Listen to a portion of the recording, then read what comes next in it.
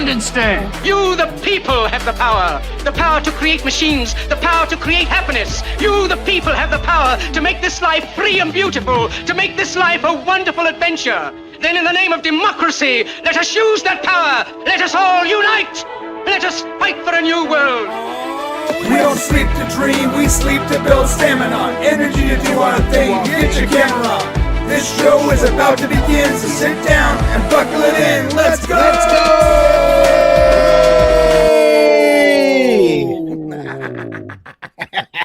Yeah. Hey man, welcome to the show. My name is Brian, that is Shane, that is John. Hello fellows, what's going on?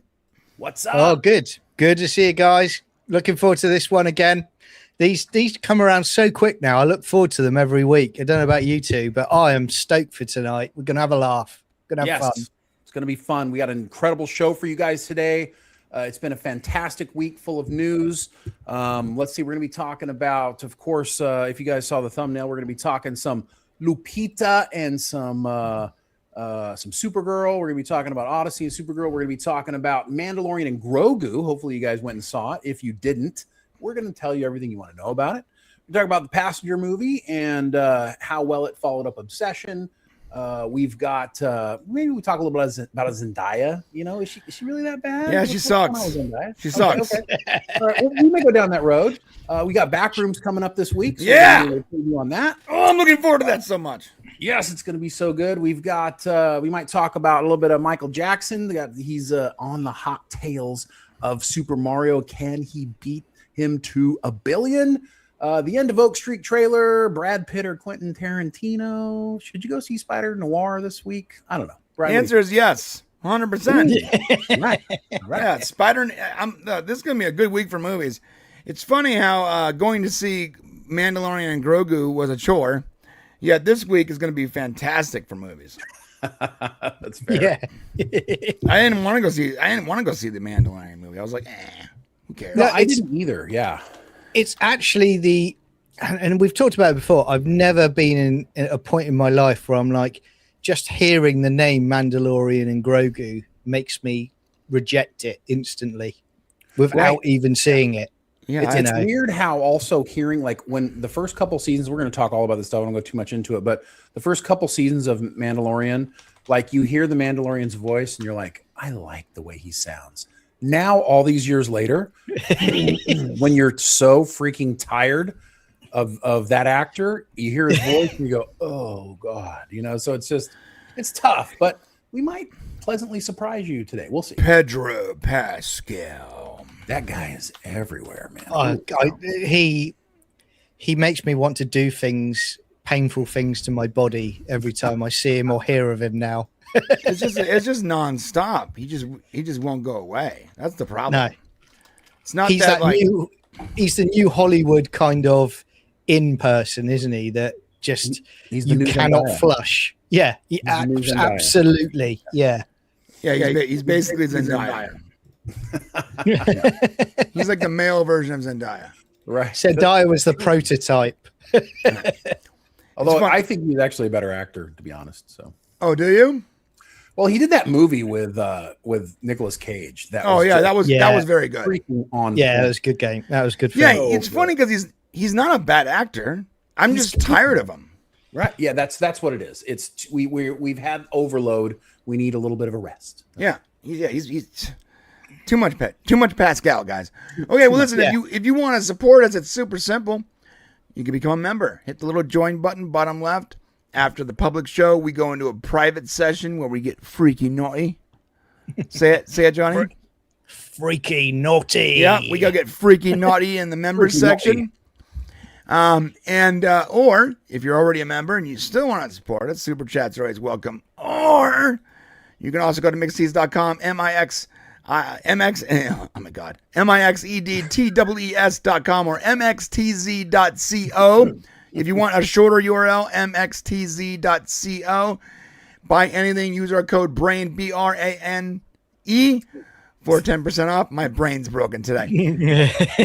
Really, anything you buy there, but we have a lot of YouTuber stuff. Look at that. And our own little category, which we purposely put right next to Nerdrotics just so that they misclicked it. If you notice, both of ours are like catty corner to Nerdrotic, so just in case you misclick. We put both our channels right next to Nerdrotic just in case you misclick. That's the and if you buy one of these things, it's especially good for us. But really, you could buy anything there. And the podcast category has probably the most amount of cool stuff. Okay. Yeah, it doesn't Good really stuff, make guys. a difference. Yeah, buy it on the BRANE Show. Buy whatever you want. Buy whatever you want. You know. Listen. Again, thank you for being here. Thank you for being viewers. Thank you for being watchers. Also, please hit the like button. Ooh, and subscribe. You know what's crazy? We have a lot more people view it than are subscribed. So please, if you haven't subscribed to us and you find yourself here every week, just drop that thing so we know that you want to be here. Roughly 70% of you that watch are not subscribed. That's right. And if we get any new members today, I promise we'll go super freaky naughty in the members section. Any today. new members Super. gets really freaky naughty, like hyper naughty.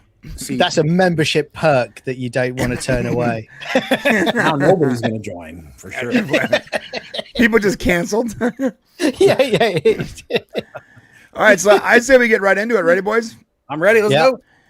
All right, let's talk about Mandalorian and Grogu. We saw it this week. Shane has a lot more opinions on it than I do. I'll just shoot straight from the hip here. And we will be getting to the thumbnail story after this one. We just wanted to do this one. Yeah, we want to get this out of the way. Listen, it's not bad. Just vanilla. It just is. I almost wish it was bad because I'll tell you why. Either be bad or be good. But give us something to talk about because this isn't either. It just it's okay.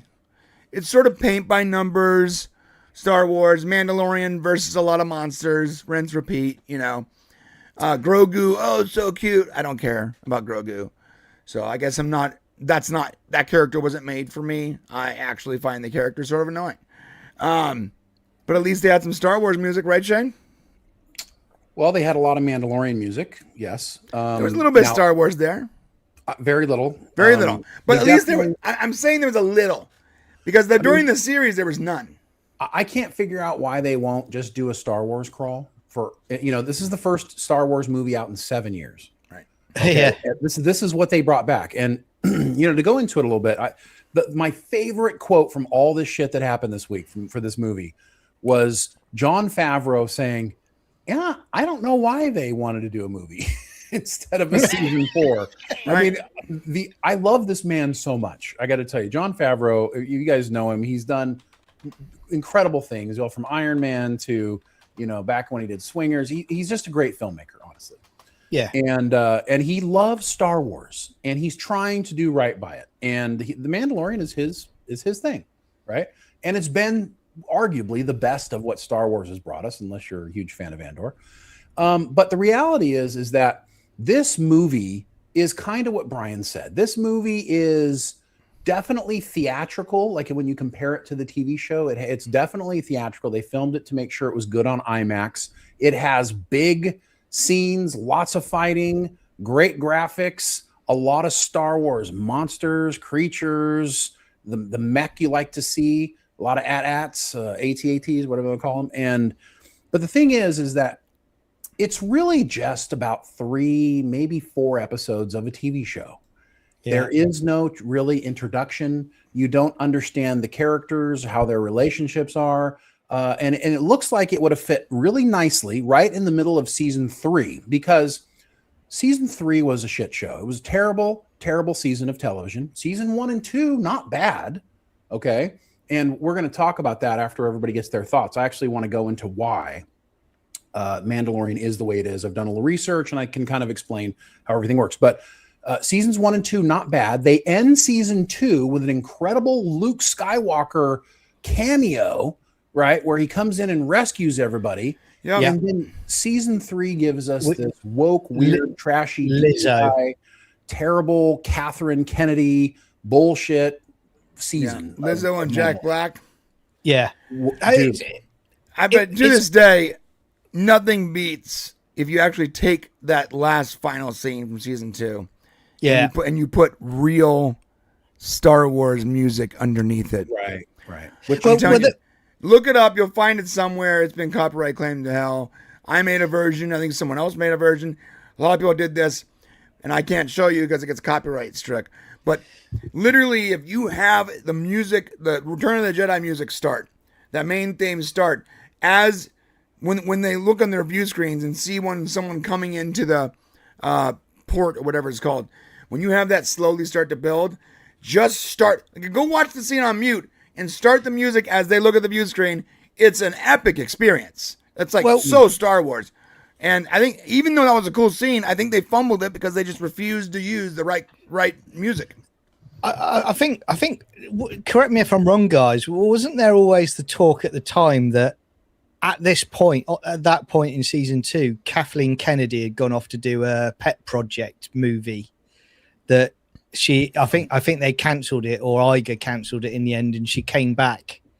And so she was hands off for a point, and we got that Luke Skywalker moment. And again, like you, I was like, I actually enjoyed Mandalorian season 1 and 2. And I was like, this feels like Star Wars. And then when we got to that season finale, I was punching the air when Skywalker turned up. And I was like, this is what I want. It's not difficult. It's not rocket science. But then it's almost someone sat in a room and went, do you know what?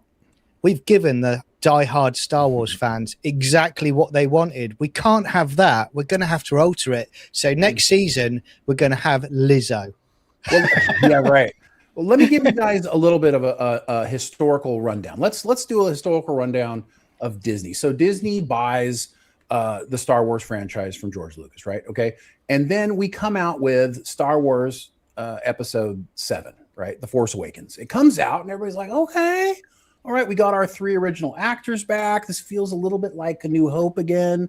Okay, we kind of like where we're going here, all right? Yeah. Then a year later, Rogue One, A Star Wars Story comes back. Okay, prequel, but it connects the events of 4, 5, and 6 with 7 basically. 1, 2, and 3. Or 1, 2, and 3 with 4, 3 with 4, and it's cool. We got an awesome scene with Darth Vader knocking the shit out of everybody. It was fantastic. Really enjoyed it, right? And then after that happened, 2016, then we got 2017. We had The Last Jedi come out. The Last Jedi came out, and everybody went, hold on. What? Okay. And there was this moment of pause in the Star Wars fandom where everybody went, we're almost like you're bracing for a crash. Like you're in a car crash. It's like you can feel it coming and you just hold on to something because you're not sure if you can get out of this without getting hurt, right? The car chase in space, that movie was right, basically. or the World War II bomber scene. There's so many things that happen in this movie, whether it's Luke drinking the blue milk and being a fucking idiot, or whatever you want to say with Rey, Mary Poppins, but Leia. I really have the World War II bomber scene. Oh, the most it literally opens the movie.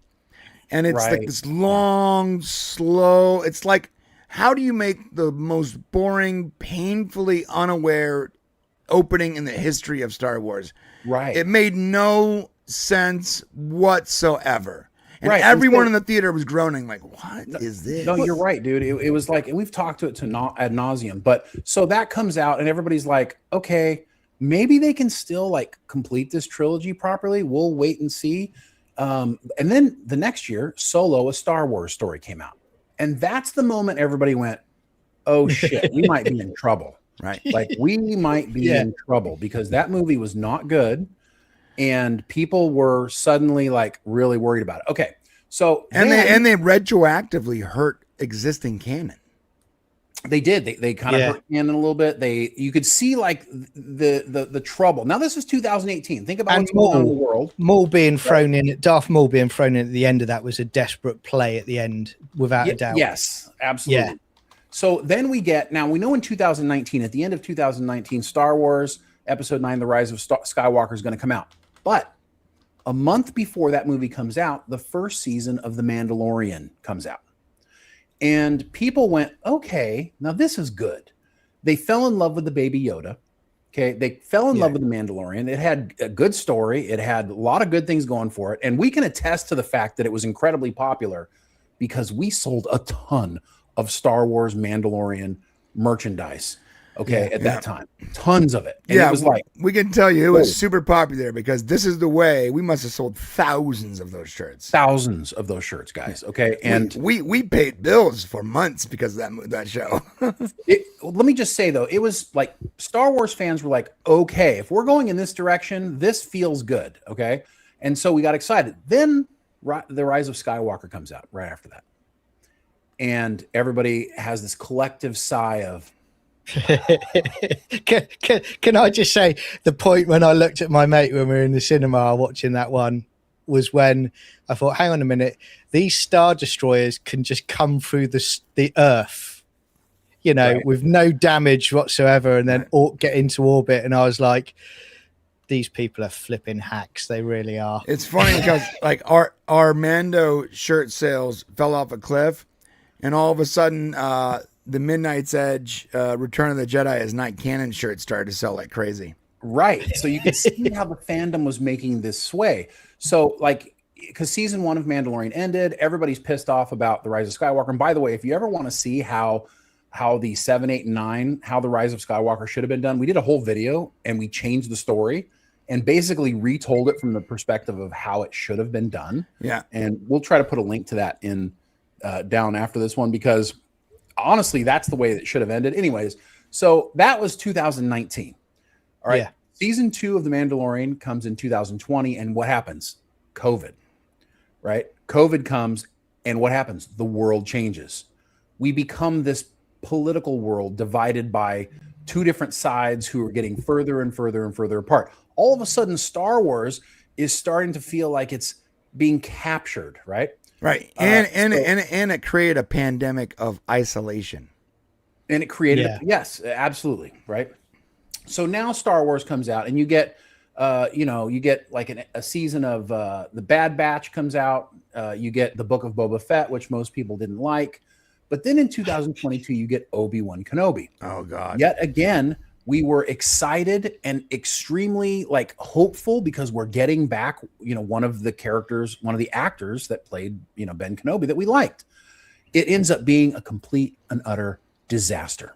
Okay? Unless you cut it down to 1 hour, then it's not bad. Yeah. Do you know the whole series.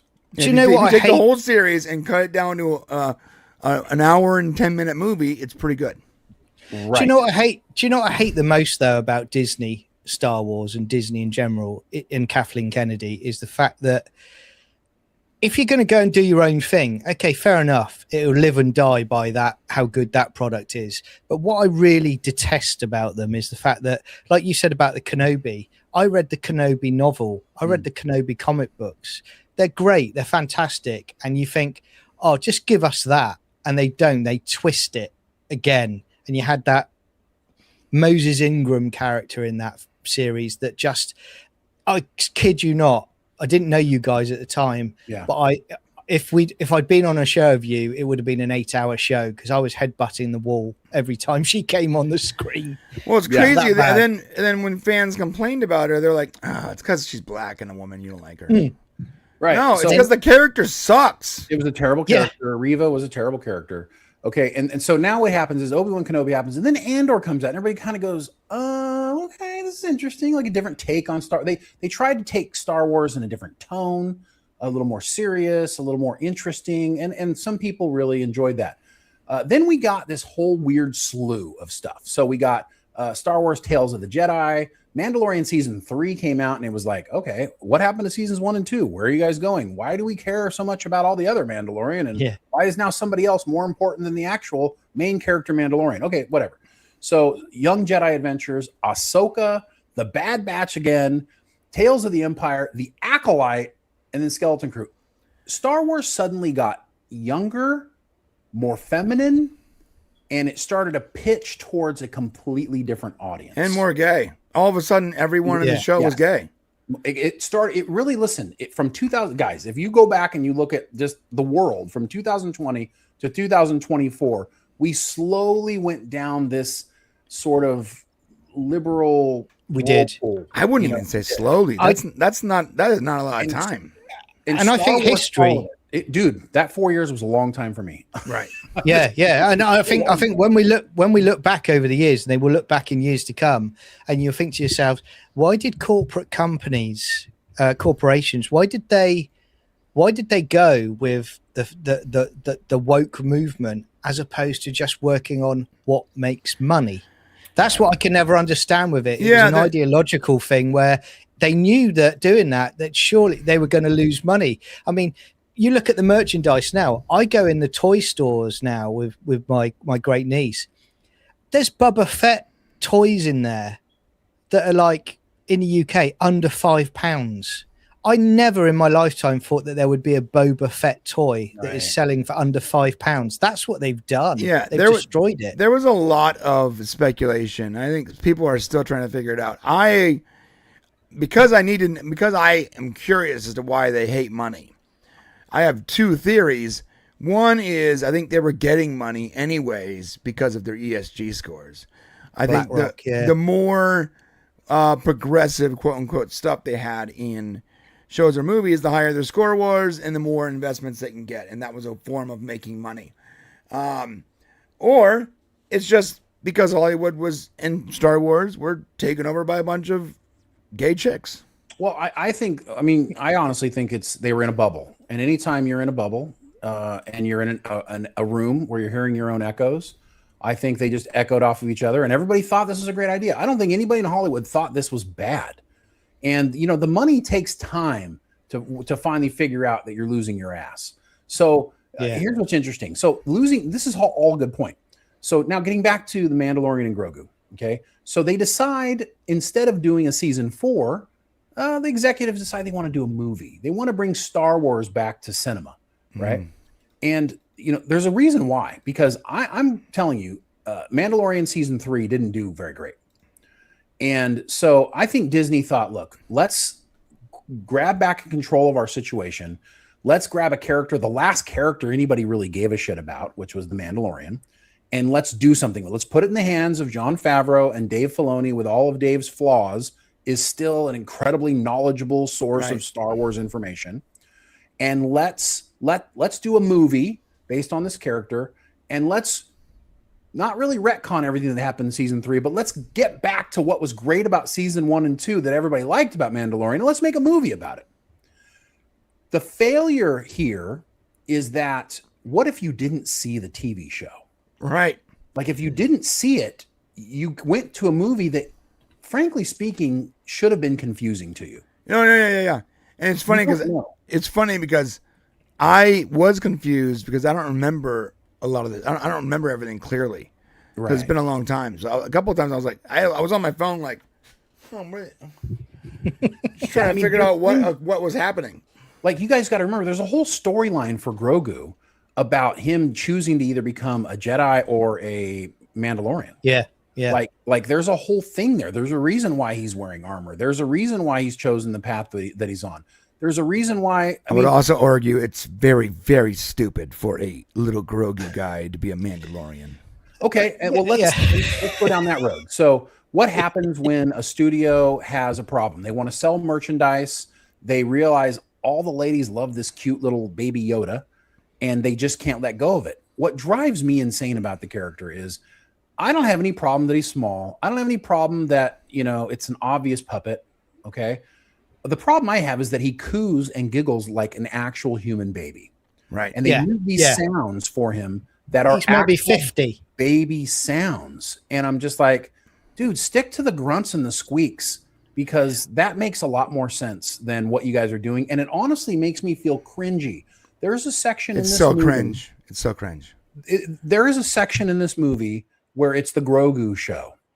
And while I really love the kind of throwback to Deneba stuff, and that, you get the little guy kind of getting into like a Yoda type environment and kind of getting a little Yoda-ish, it is so slow and boring. You realize this character can't stand on his own in that part of the movie, despite how enjoyable it was. I got to tell you, Jabba the Hutt's son was a fantastic addition to this universe. Yeah, I agree.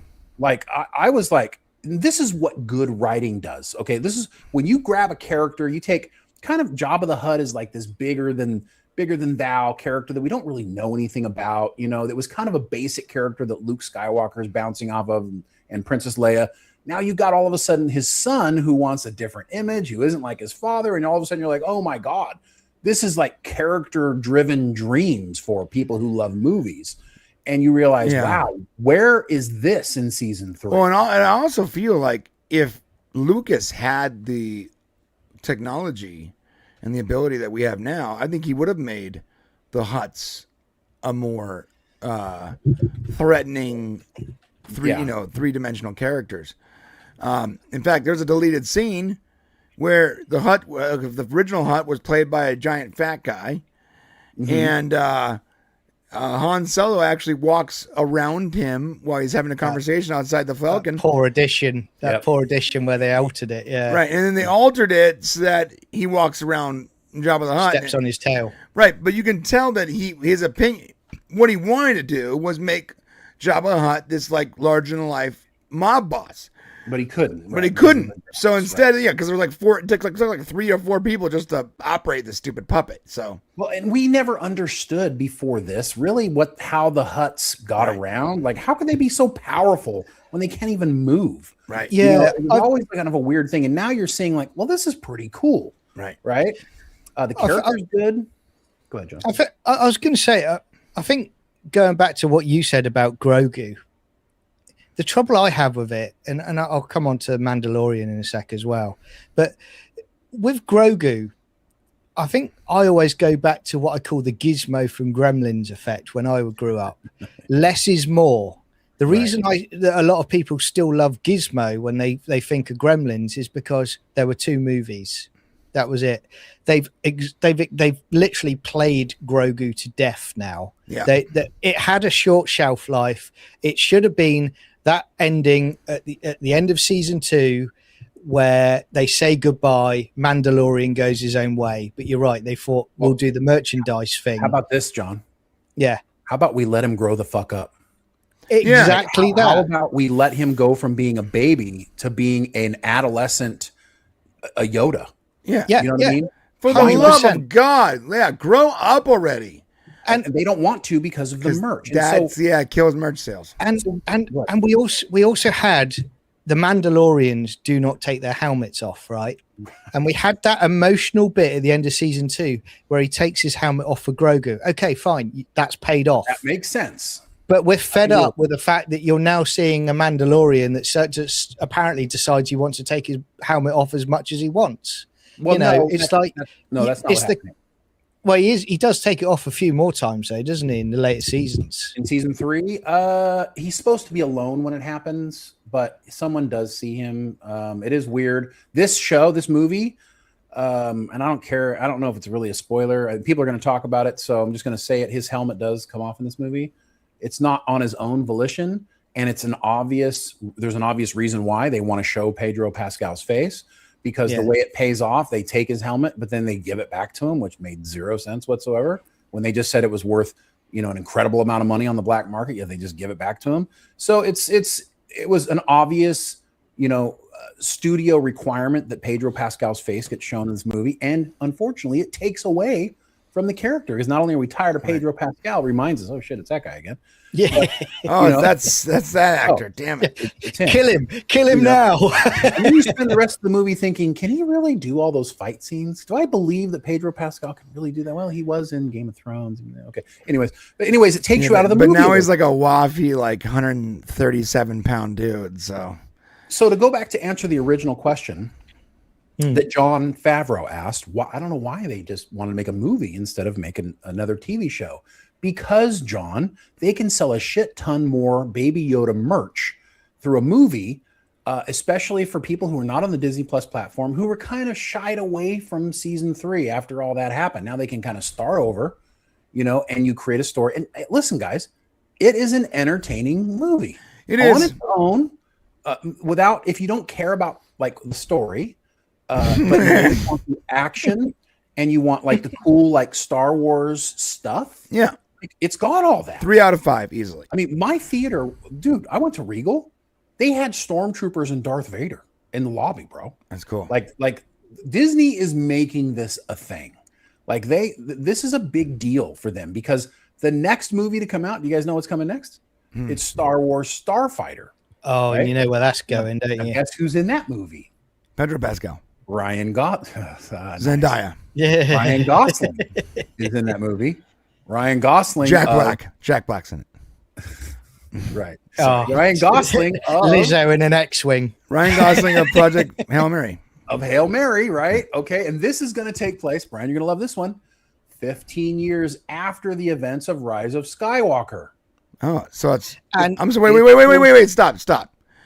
This is a follow-up to the actual story? Yes. Featuring a cis white male of stature? Yes. Holy crap, I'm excited. This is what I'm trying to tell you. So Star Wars, this was a signal. I believe this was a signal to change. And actually, we've been saying a long time, they're going to, at some point they're going to, no. Disney, I think, is really making a turn here. Well, yeah, but they can't get rid of the capitalist ways of pushing Grogu and all that exactly. nonsense. No, if you see the reports, I think I'll mention WDW Pro. I think I saw a couple of weeks ago. They had something on about the fact that the parks are now they've got Luke, Leia, right, Han, Darth Vader and co. The original trilogy characters. Walking around the parks now, they're bringing that back and they're really pushing that more. We talked about that 2 months ago, but which is good. I mean that's you're right, John. That's a good. Disney has recognized that this experiment failed. That society does not exist. The excitement of society does not exist around where Disney was trying to take Star Wars. Wait, Twitter's not real life, Shane? Twitter is not real life. Oh my God, I didn't know. I don't agree with that at all. That's nonsense. Let me tell you why Twitter's not real life, because everybody's kind of against Mandalorian and Grogu movie. Like it got really nothing but a lot of hate online. But at the theater, my theater was packed, guys. Yeah, my theater was pretty full too. Yeah, the thing is this. I think Shane's right. It's. I'm not saying a return of form, but like it's definitely they're changing the direction of the gigantic ship that is Star Wars, while holding on to their capitalist roots. I also believe that you're totally right.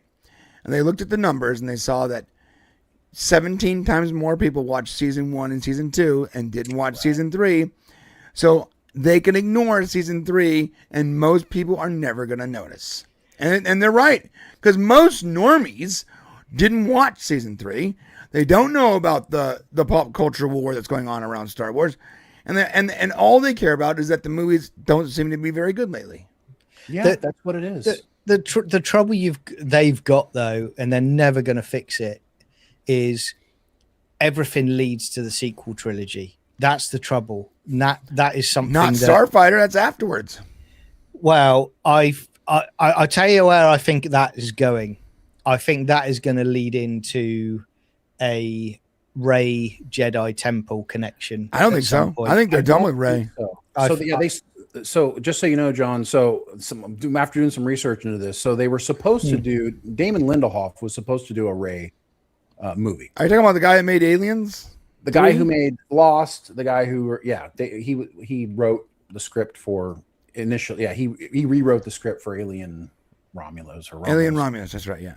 But David Lindelof, he's known for a bunch of stuff, and he was going to do a Star Wars movie with Rey, but they couldn't find the story. And then so he came off the project, and they had more people, and they couldn't figure it out. And so they went through like 3 different projects. And while the project's not dead at the moment, they've come to realize there's really nowhere to take Daisy Ridley's character. No.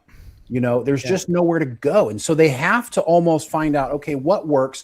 And so we have to ask ourselves, John, why didn't you get a season 4? Bro, season 3 was so bad. Season 3 didn't remotely look anything like season 1 and 2. So all I can think is that somehow Kathleen got to you, man, and or the people surrounding you, and got you guys to change The Mandalorian season 3 to be more reflective of what was happening in society. Well, somehow. Well, it's like being a Star Wars fan. I mean, I'm on record. I enjoyed the Clone Wars animated series. I like Bad Wax. I like Rebels. I enjoy all of that, and I like the whole run about the Darksaber. Hey, I like the Skeleton Crew. That. I thought that was a good show. They changed the Darksaber rules in season 3 of Mandalorian. To be fair, the Darksaber was a bad idea in the first place. It's Well, cool, yeah, but they shouldn't have done it. And But you know, it was almost like, oh, okay, well, we'll give it to you now because you're my friend, and it's like, well, no, that's not how it works. And it's again, Can I be honest with you? I love it when you're honest with me, mate. I believe they made the dark saber. Check us out. I'm purely from a merch point of view. Ready? Yeah, They can make a lightsaber that doesn't require any internal lights. yes, the cheaper. Yes. Yeah, that makes So sense. you basically just have a cheap plastic mold. It's Yeah. probably the cheapest thing they can sell that people will buy like crazy. So another, 100%. and you're right. I think another part of this movie that was not, some of the other problems are like we get characters like Zeb and Embo, and we don't know why they're there. Like we don't understand these new characters that are brought in. We get one, one's a bounty hunter. You get, one is part of that other group, but we know that from being Star Wars fans. But if you're not a Star Wars fan, you don't know who these characters are. All of a sudden, No. they're just there. So there was still some disservice done in here, even though this was like much better than it was. It's not a perfect and great movie. Let's be No. clear. Like it's entertaining, and there's some 3 cool out of 5. elements to it. Yeah. But it's so painfully obvious an extended TV show. And I don't know if that's the only way John knew how to make it, because he's already been doing a TV show. And by him saying what he said, he's basically saying, I don't know why we just do season 4, because he just made episodes of season 4. But he's made good movies in the past. but this was Kathleen Kennedy, wasn't it? If I'm correct, this was her last sort of barbecue. This one for Star Wars, is that right? We don't know. We don't know if she we don't wanted. know. It doesn't feel to me like she would want to do this movie. This doesn't feel like a Kathleen Kennedy move to me at all. It feels 'Cause like it's one of the very higher strange. executives at Disney said, "Look, we need to do." It sounds to me like Dave and John got somebody's ear higher than Kathleen and said, we could really probably do really good if you gave us some reins here." And gave it to him. Oh, what if it was like, maybe that's why there's a movie. Maybe they're like, if they make a TV show, they got to deal with all of Kathleen Kennedy's notes. Probably. But a movie Yeah. is like a different department where it's like, roll with what you got to roll with. Yeah, once the screenplay is accepted, there's no notes. I bet you there was some internal politics there, which is why it became a movie. There has to be. I definitely think it's a money-driven thing. I think they're trying to they had to get a movie out, guys. It's been too long. They needed a movie. What were they going to use?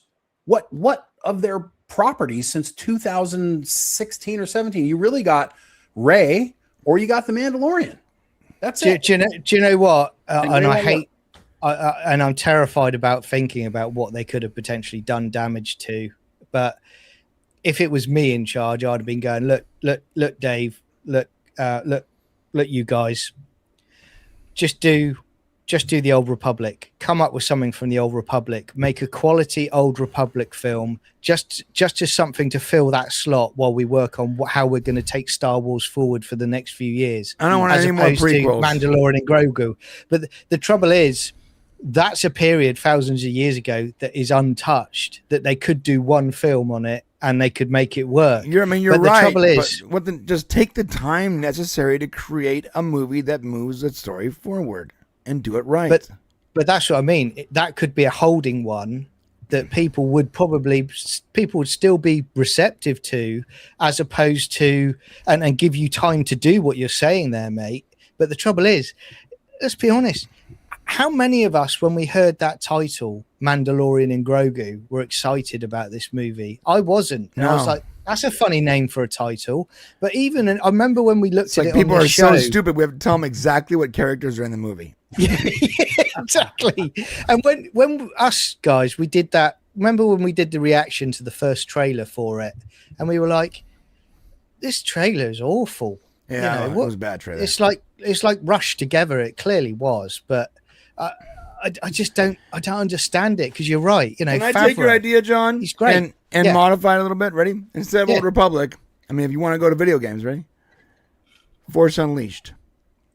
Oh yes, A balls out, masculine, crazy adventure starring a guy, an anti-hero that's on the periphery, that's on the outside of the main story, and you don't even have to specify what time frame it's in.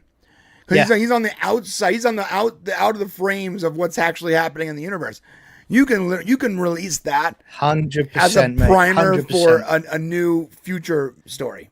And I think we can all agree that right now Star Wars is a mess. Like, we don't even know what's happening, where we're at. Like, the storylines are all over the place, and even people who are good Star Wars fans are struggling to kind of tie everything together. So they do need to at some point like circle the wagons and get this thing figured out. You're 100% right on that, Shane, because look, when you look back at prior to Disney acquiring Lucasfilm and Star Wars, look at what you had. You had the expanded universe novels, you had the games that all came out. But when you played a game and when you read a novel, straight away you thought, that's Star Wars. It's connected. We can see where they're going with it.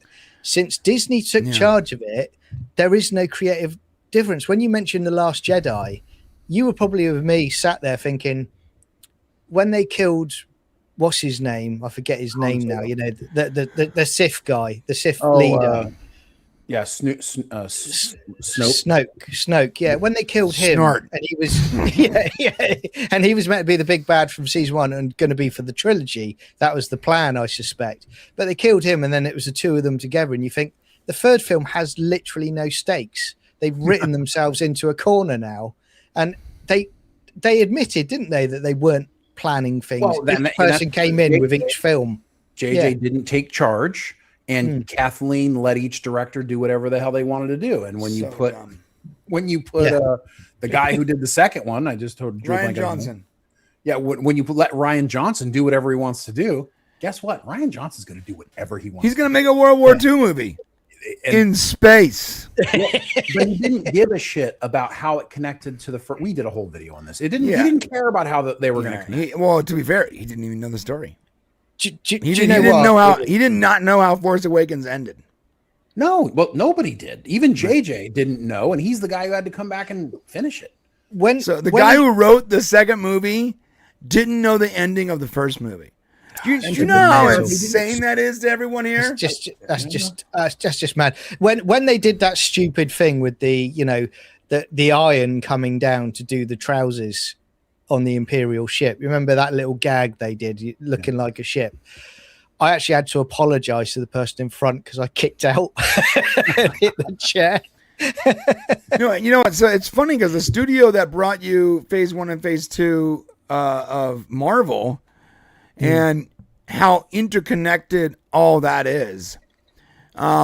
Even when creatives don't even know the whole story, but they were still being guided by one hand, like all the Agents of S.H.I.E.L.D. Agents of S.H.I.E.L.D. is not even connected to That's what I miss. MCU, but they still managed to exist on the periphery because they gave them just enough to be like, no, you can't use that character, or no, don't kill that character, or I'm not going to give you spoilers, but I'm going to tell you you can't do this. They would sign. Kevin Feige was signing off on things that matched the sprawling story that gave us the Endgame, the Infinity Saga. This is the same studio that had the template from Feige on how to do this, and they just didn't. They didn't have a Feige, bro. They had a Kathleen Kennedy who's a producer and spent her entire career making sure movies got made, not chopping up script and trying to figure out how to make a good movie. You know, and she's trying to make that leap to the next level, and she's just not that. You need a creative that is also an administrator. Yeah. It's which is why DC hired James Gunn and Peter Safran to do the job. To do both. Because it's very difficult to do both things at the same time. I'm tired of interconnected universes now. I really am bored of it. When I was a kid, I watched Star Wars droids as a cartoon. I didn't care that it wasn't connected to anything. You know, I just enjoyed it because it was Star Wars and it was bottlenecked into its own little universe. You know, that's what I want them to come back to. You're right. What you were saying earlier, Brian, about the fact that, you go and watch this movie and you don't know, you don't know about season 3 of Mandalorian. I want to get back to a point where people haven't got to do that extensive homework if they want to watch a movie. Again, though, just go and enjoy it. Exactly what they did when Agents of S.H.I.E.L.D. was going on at the same exact time as the greatest 2 phases of Marvel of movies ever. Okay. I'm sorry, I'm not even a huge, but someone in the comments once that was like, "Oh, you Marvel fans don't know about DC." No, I actually prefer DC, but I would be lying if the Infinity Saga wasn't probably the greatest storytelling I've ever witnessed in my lifetime. Well, it was definitely the best organized storytelling. Yes, across that movies. Well, here's the deal: when they did Agents, was in the middle of all that. They knew people weren't all going to watch Agents; they were going to watch Infinity War. So we cannot put important stuff into the TV show. 100%. So what they did, you know, if you watched the TV show, it would enhance what you watched. So if you watched the TV show and you saw Age of Ultron, you know that the helicarrier actually came from Agent Coulson and that Samuel Jackson commissioned him. But it didn't matter in the movie if you knew that. Bro, they 100%. used tertiary characters to create that show. Right. You can't have a Loki show without Loki. So it depends on the show you create. And Star Wars is going to have trouble doing a clone, a stormtrooper show or whatever. The problem with Star Wars, I don't disagree. You can do live action Bad Batch or Rebels. You can if it's really good and you have somebody to coordinate it. They just don't. I mean, maybe Dave Filoni could do it, but I think he's a little too in love with his art to be a true administrator. He is too in love with his art. But anyways, getting back to this movie, let me give you my final grade. And you kind of know how we could talk about Star Wars forever because it's been our whole lives. But for me, the movie as a standalone really got a C. It just got a C grade. If you came into it and you didn't know what Mandalorian or Grogu was, and you watched it, you went, okay, well, that's pretty entertaining, but I don't know what the fuck's going on. I don't know who anybody is. You get a C. Now, if it's an extended TV show, right? If it's episodes of a season 3 or 4, then I give it a B+. So that's kind of I say 6 out of 10 or 3 out of 5, depending on the rating system. It's entertaining, but there's a lot of stuff I was confused about. And it's crazy. I've been a lifelong Star Wars fan, and I felt like all of a sudden this franchise has things I've never even heard of. I've read every book, and I'm like, what is going on here? Well, it's because I didn't watch, or at least I don't remember watching. No, I didn't really watch much of season 3. I only watched a few episodes, and I don't remember. No, we reviewed it, so really? Wait, did we review it? We did review season 3. Oh my God, I legitimately don't remember season 3. That's funny. I remember Jack Black and Lizzo. Is that correct? Oh yeah. Wow. So we reviewed it. This is how Katie Sackhoff and so forgettable that entire season was stupid and forgettable. It was frustrating. Right. So I was lost half the time, but if I had to give it a grade, because it was entertaining and there was entertaining Star Wars stuff going on, it felt like you could watch. It's like a series of long, cool clips. It was rinse, repeat, Mando versus Monster, Man versus Monster, with a cringe in between. So either a 6 out of 10 or a 3 out of 5. Is it worth going to watch in the theater? No. Is it worth watching when it comes to streaming? Sure. So 82% of the people watching agree with you that they're not going to watch it in theaters. They're going to wait on streaming if they're going to watch it at all. How do you know that? I put up a poll. Oh, cool. Yeah. So watching streaming, it's definitely worth the streaming watch. Yeah, you know what you do? If you haven't seen it, watch season 1, season 2, skip season 3, and watch this movie. Yeah, don't watch season 3. There's no point. Again, apparently we reviewed it, and I don't even remember doing that. but as you guys are saying from watching it and hearing what you've said, there's nothing overtly woke about it. It's just a paint by numbers kind of movie. But that is the problem that Disney now find themselves in. Apathy is well and truly set in. People just don't care about Star Wars anymore. And I would argue apathy is way worse than dislike. Because at least if you dislike something, you still like what it came from. But normie people are going to go see this movie. This movie's probably going to make its money back. Oh, yeah. It'll make its money back. I mean, I'm telling you, my theater at like 10 o'clock at night was packed. Yeah. I went yesterday after my community center stuff, and it was packed.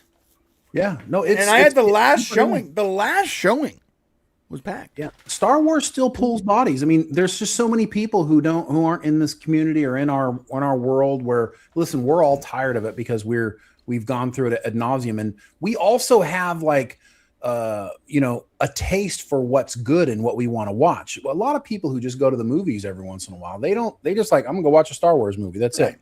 So it's going to make, I don't know if it'll break even. It's got to make quite a bit of money to break even, over 300 million. But I do think it's going to do well, and people are going to watch it. And I hope that it gives Disney a roadmap for Star Wars being better. That's all we can hope for. I agree. But what do you think? Let us know in the chat and in the comment section. If you're watching this on archive, you should have been here live. It's way, way cooler. See you next time. All right. I wanted to do that. I wanted to have like an ouch for our clips. I want to see what happens. No, it's good. Yeah.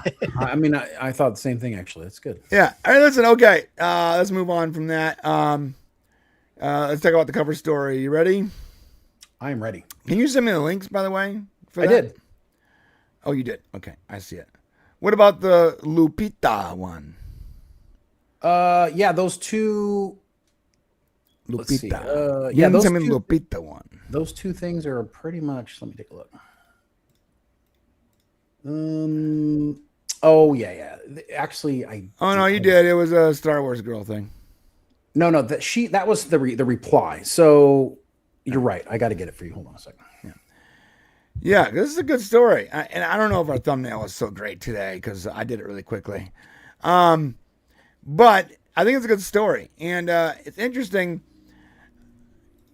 I also have something I really want to show. I want to share with you that emphasizes this point. It's there. Okay, let me pull it up. All right, there it is. Thank you, my friend. And then I also want to do this too. Yeah, okay. Because this is a really good. Here we go. What you got? What you got for me this time? Is it going to be Is it going to be gold again? Is it? Yeah. So it's just going to emphasize my point here, and it's something I saw today. But I'll watch that in a second. First, we talk about this, and we're going to come into that. Let's talk about Millie Alcock, Supergirl, Lupita, I can't pronounce her last name, Nyong'o, The Odyssey, and really, really bad reporting. Okay, so Shane sent me this article just right now, but earlier also this week. In the Odyssey Star, this is what it says exactly. This is the headline. The Odyssey star, Lupita Nyong'o, responds to racist casting backlash. This is a mythological story. Shane, what's the problem with this headline? So listen, putting me in a position where I have to, actually like defend the thing, because we're going to see something that Lupita actually did that was extraordinarily self-centered and totally against exactly what she's arguing here. But first, let's defend her. And, Variety and a lot of these publications and a lot of the news, I saw this headline pop out and I'm like, oh my God, the Odyssey star responds to racist casting backlash. I'm like, shit, she actually has the balls to like call what happened racist? Like, is that where we're going here? So then I read the story and I realize that in nowhere does she call anything racist or even act like it's racist or talk about it being racist. She's just talking about, why she thinks it's, it's, she has her own thoughts about it, it representing the world, but whatever she thinks. But the point is, she didn't say anything was racist. And so, I had to clap back at Variety in some of these places, be like, hey, what are you guys doing? You just basically made it look like this actress for clicks said these things are racist. And you are going to put that on her. And the internet doesn't read stories. Right. So, you're putting her in a really bad place. And they did that not only this week with her, but also with Millie Alcock, which we're going to talk about. And by the way, I literally saw someone screenshot this exact article with their picture and the headline and share it with, ready? Racist trolls at it again, never reading the actual story, just the literal screenshot of the headline. So here's her exact words, okay? She said, this is a mythological story. I'm very supportive of Chris's intention with it and with the version of this story that he is telling. Our cast is representative of the world. I'm not spending my time thinking of a defense. The criticism will exist whether I engage with it or not. Now, that's a good response. Reasonable response. So basically what's happening is Variety is saying it's racist. She's not saying it's racist. Variety is saying it's racist. And why is Variety saying that? Because they want you to click. Yeah. And in doing so, they're making people angry. And what happens with anger gets clicks. And I got to tell you, I understand the desire to do it, but it is wrong to do this. Right. It is devious. It is deceitful for you to do these things. As much as we don't agree with the casting of this person, we don't think that Helen of Troy should be an African-American woman. It doesn't make any sense. By the way, that doesn't mean we're racist. Right. Because What Matt Walsh said, I actually 100% agree with, and I'm not remotely racist. When he says not one person on earth, I'm not sure about not one person on earth.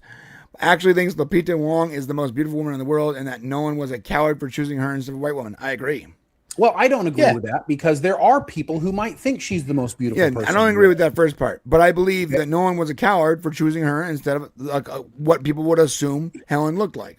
I don't know why he did it. I don't know if he's now in the echo chamber.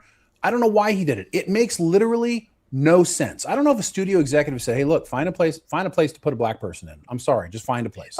I think it's possible. But the point is, it's not racism to question a change that doesn't make sense. Right. Yeah, and I respect the fact that what she said. There's nothing wrong with that at all. And again, I never have a problem with someone who is basically like any of us is basically going, look, I'm hired to do this job. I'm going to do this job to the best of my ability. That's it. I only have a problem guys, she's not when she's not going to turn down work, John. No, I only have a problem when they come on the offensive and attack us, and that's like, well, you hit the firing pistol there, therefore I can push back on it. But she hasn't done that, so I respect that. Yeah. And unlike Brie Larson and Rachel Zegler, who. Did they say something controversial, mate? It's crazy too. It's like the thing about Rachel Zegler. You can go back. No one cared. No real percentage of people cared that she was of Hispanic descent. Okay, they made a problem where there was very little problem to begin with. A tiny itsy bitsy percentage of trolls on Twitter complained, and then they attacked all the fans. It wasn't. That's like her. That's like the dwarves. So it's just the controversial bit. Yeah, the most controversial, the main thing. Yeah, is when the first picture came out, and there was a bunch of guys from crack house. Woodstock or something. I'm like, what? Those aren't dwarves. And then it got worse when they actually cast dwarves. And that dumb who's already established in Hollywood, what's his name? I just drew. The guy from Game of Thrones was like, actually, it's racist. Yeah, he's like, I can't believe it's racist to use actual dwarves. You know what? There was like a dozen dwarves that are like, what the dude? We want the job. So the thing is this: she didn't say anything wrong. She didn't say anything that attacked fans. And in the past, when they did allow these dumb actors to attack fans, it made a much bigger problem than it was. The crazy part is, this is so much worse casting, in my opinion, than Rachel Zegler. Yeah. So much worse. This is an actual thing that bothers me. Not because she's black, because that makes no sense. But on the same note, what John said, it makes, of course, an actor is going to take a role from Nolan. Yeah. Right. Why wouldn't she take this role if he's going to offer it? Dude, if Nolan was like, Brian, I want you to play Martin Luther King, I'd be like, that's weird, but I'm down. I want to see that movie. I really do. I would never say no to the money and the prestige. I have a dream. No, I mean, think about it. Of course you're not going to. You're a working actor, and Christopher Nolan is giving you a part. You're just going to do the best you can and just hope it works out. So the problem here is... And I'm not a Lupita whatever fan at all. So the problem is the internet never forgets. So one interview you give about one thing you do is reflective of other interviews you've given. So while you say this is a global, which by the way, this is a movie about Greek history. Let's be very clear. I am a white man. I have no Greek heritage. I didn't know you were white. Oh yeah, I was going to say. I could have sworn. I just thought it was his lighting. Yeah, I thought you were a light skinned Mexican. Okay, well, I'm not. But here's the thing. I'm not Mediterranean at all in any way, shape, or form. And so guess what? That is not my mythology. Like, just because I'm white doesn't mean that the ancient Greek mythology is mine. It's not. Like, my mythology, if anything, would be like Lord of the Rings. I'm from my family's from like UK, where John's from, basically. So I'm literally a hobbit. So yeah. You both come from me. Right. Our forefather is John. So I'm not offended, right? Because of my history. I'm offended because I know what the story is. Right. I know who Helen of Troy is. I know what her what she's descended from, and I know basically what she should look like. Now, last week, I think we put up a picture of an actress that we said, well, if they put her, she's not white, but God, she's gorgeous. Oh, the other black chick. Yeah, she's so pretty. Put her in there, and maybe nobody says a damn thing. Kind of like nobody is saying shit about Idris Elba playing Man-at-Arms in the new He-Man. No movie. one. Yeah. Because they're like, there is a tiny percentage of people that do, but it's so small it doesn't matter. There's always going to be a tiny percentage. You know what? Although, if Idris Elba really wanted to torpedo his entire career, he can come after the 0.03% of people on Twitter complaining about it and be like, you racist motherfucker. It's not. He can do that. And then everyone else can be like, yo, bro, chill. We didn't care. But see, this still goes back to variety. Okay. Right. Let's really, the bad guy here isn't Lupita. It's variety. It's Deadline. It's all of these publications, because when they get to interview, you know what they do? So there's a little bit of rumblings going on about this racism happening, blah, blah, blah, blah, blah, blah, blah, blah. What do you have to say about that? Right. And so she has to answer them. And they take it and they twist it, which is why you have some actors refusing to actually engage with the media. The guy who was just in the Michael movie, who was in Top Gun Maverick, he's like, I ain't talking to the media no more because they keep twisting my words. I lost his name. But the bottom line is, the problem is when you do a bunch of interviews. Now, it was James Gunn's brother said that. Oh, Sean Gunn? Sean Gunn said that during but it's not him, but yeah. He said something very similar. He's like, I'm literally not talking to the media anymore. I'm not talking on red carpets. I'm not doing interviews, because every time I do, they spin it into some anti-DC thing. Well, when your brother gives you jobs, I guess you can afford to do that. But not everybody is a powerful enough star to do it. And Lupita is one of those people who has to answer the questions. The problem is we have a little video of her talking about the fact that she didn't want to do some African roles because it was not historically accurate. So now she's got herself in a little bit of this is mythological, Shane. There's always a clip. Yeah, but here's the question. Like, okay, there's an argument. Like, there's mythological and historical. Obviously, one is fictional and one is non-fictional, right? But both of those things shaped our current culture. Both of those things shaped the current future, the reality we're living in, right? And I would say, like, the Odyssey is a big part of culture. Right. And I don't think fictional characters should be race swapped either. Honestly, if you've come to know main characters in history, and by the way, Helen of Troy is one of like 5 main characters in the story of Troy. She's one of them. Okay. When a main character is race swapped, it's just confusing and it doesn't feel right. Yeah, Man of War in He-Man is not the main character. He's not the main character. He's a side character, and honestly, he kind of looks like him, even if he's black. Yeah, what if Idris Elba was playing He-Man instead? Like I said, if Lupita was like this, Lupita was playing He-Man. I'm not one that's necessarily judge. I mean, my own personal beauty, Lupita is, I'm sure she's gorgeous to some people. She's not. I wouldn't launch my ship for her. No, I just prefer my women to have hair. That's it. Like, I got a pretty low standard. I need you to have hair on your head. And Oh, what- thanks, she mate. does. I mean, I think she does. I'm just saying, like, She's had beauty every time I see her in a row, her head's shaved. So I don't know. but we can all agree on beauty. Like, to some degree, there is like this overall encompassing, like, Right. what we think as a group beauty might be. And all I can tell you is that Nolan did not go to that well and pick. He went to this actress is up and coming. She's a minority actress who's had some pretty interesting roles. She's very popular in casting right now, and we're gonna slide her into this movie. Yeah, same as Tom Holland, same as Zendaya. Right. Like, it seems like he went to the casting, main lobby and said, "Let me get the 4 most castable social media characters." I don't know, whatever. I'm not talking right. But the thing is, you're totally right. He just sort of went for like, oh, what's up and coming, what's popular, what gets a lot of clicks on social media, not what makes the best Helena Troy, what makes the best Achilles, what makes the best Athena. No, it was more like what makes the most social marketing move. What's the best move for that? But you're right. I mean, what My is brain so is not annoying? working today, guys. I'm sorry. I'm like Sorry. mumbling.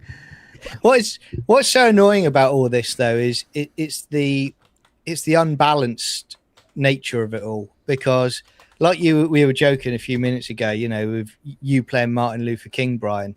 If that was the other way, it would be outcries everywhere. You can't do that. It's disrespecting. You're taking away someone's culture, all of that.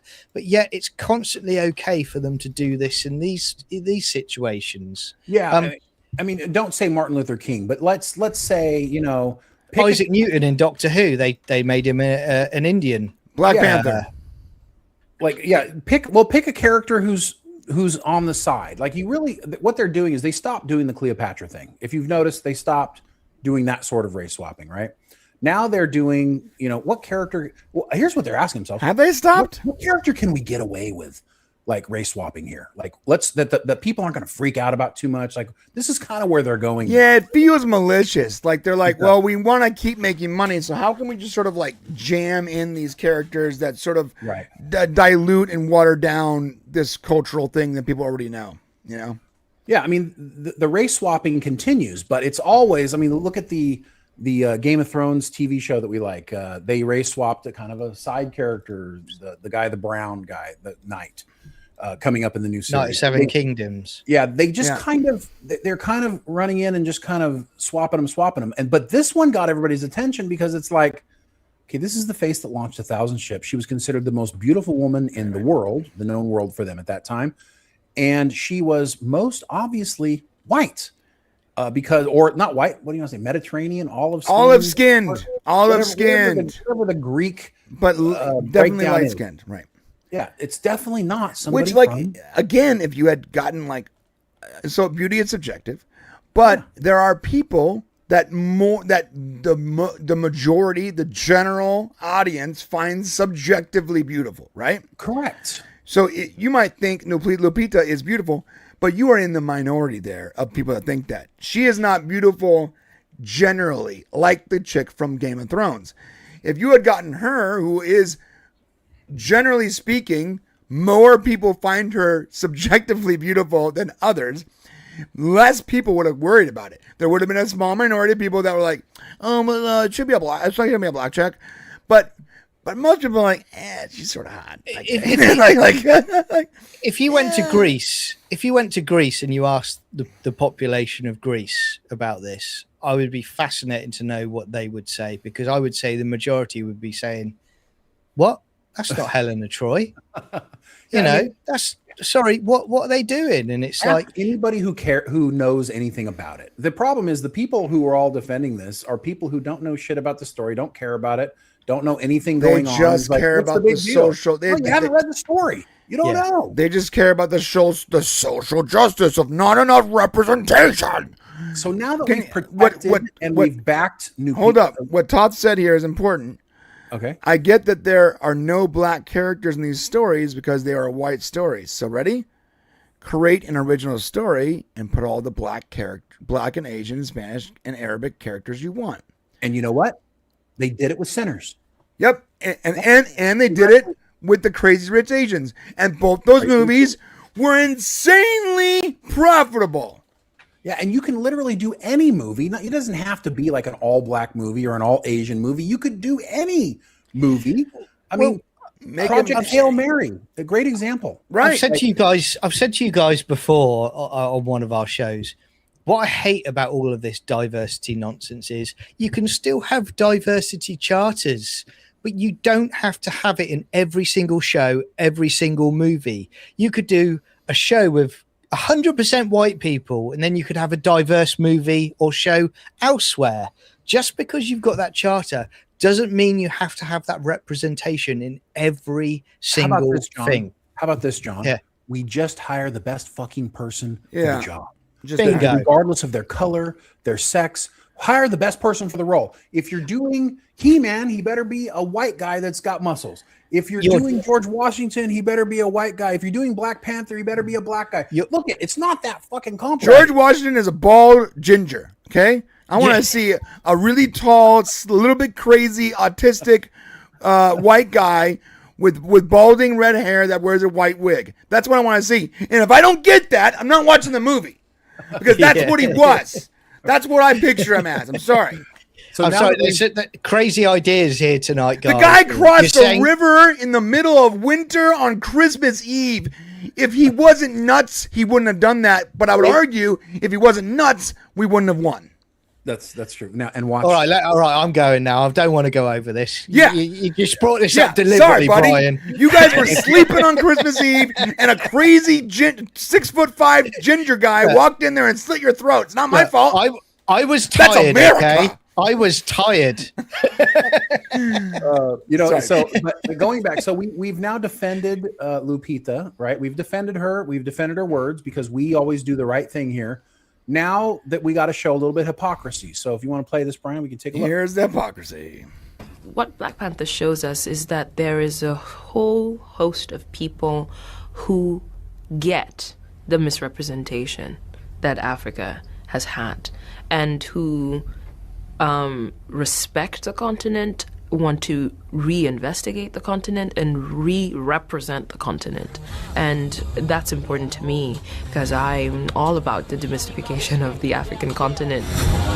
You get to decide what kind of king you to be. It's very general, and we were all hell-bent on it not being general. So the fact that, our fictitious African nation speaks the language Xhosa, we needed to learn that language. We needed to, get the accent in English and everything. Though it's a fictitious nation, it is brought to life and derived from real Africa.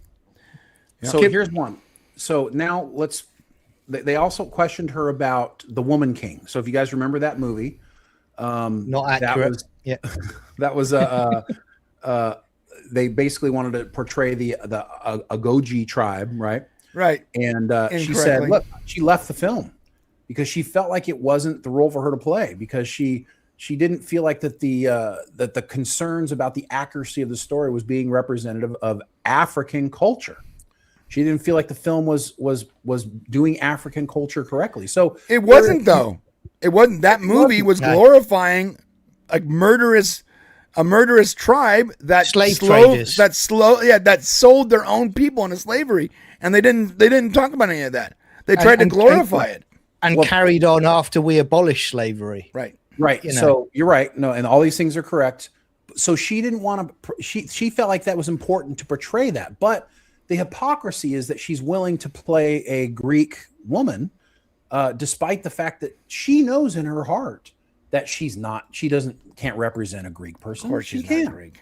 And it's not about, it's just about the truth of things, but she wants to do who doesn't want to do a Chris Nolan movie? So it's hard to hold it against her, but if she's going to have the words, she should at least come out and say, look, I mean, she can't say this, but imagine if she came out and said, yeah, listen, I totally understand that I may not represent what a typical Greek woman would look like, but hopefully I can really bring everything to the role and you guys will feel like I am Helen of Troy, right? I mean, I don't know. That's all she can really say, right? Because she's not going to pass up on taking the role, but she's also got to suffer the consequences of marginalizing herself by saying things like this. So in my opinion.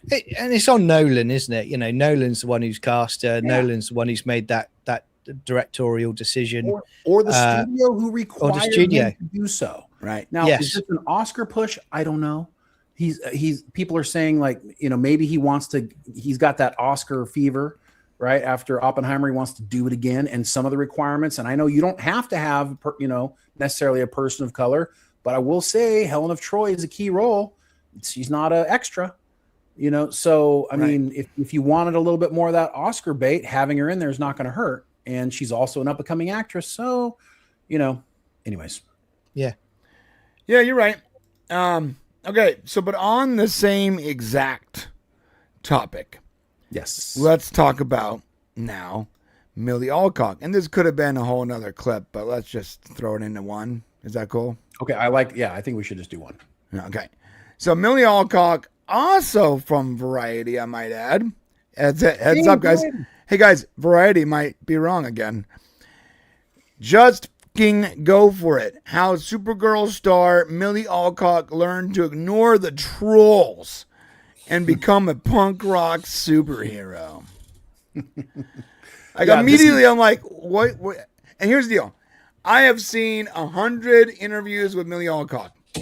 She seems like a very kind, reasonable, charming person. Nothing about her screams like death to the patriarchy or anything like that. She seems like a totally charming, likable person. It's sort of crazy that when I saw this, I'm like, this doesn't sound like Millie Alcock at all. Well, she has some issues. She does have some issues. And I'll let you go, John, here in a sec. that's all right. Yeah, The problem is with her is that she is insecure. And I get it. She's a young actor, but she's a little insecure. She hasn't had any really huge roles. Okay. She's never carried anything on her own. And she went into this very trepidatiously.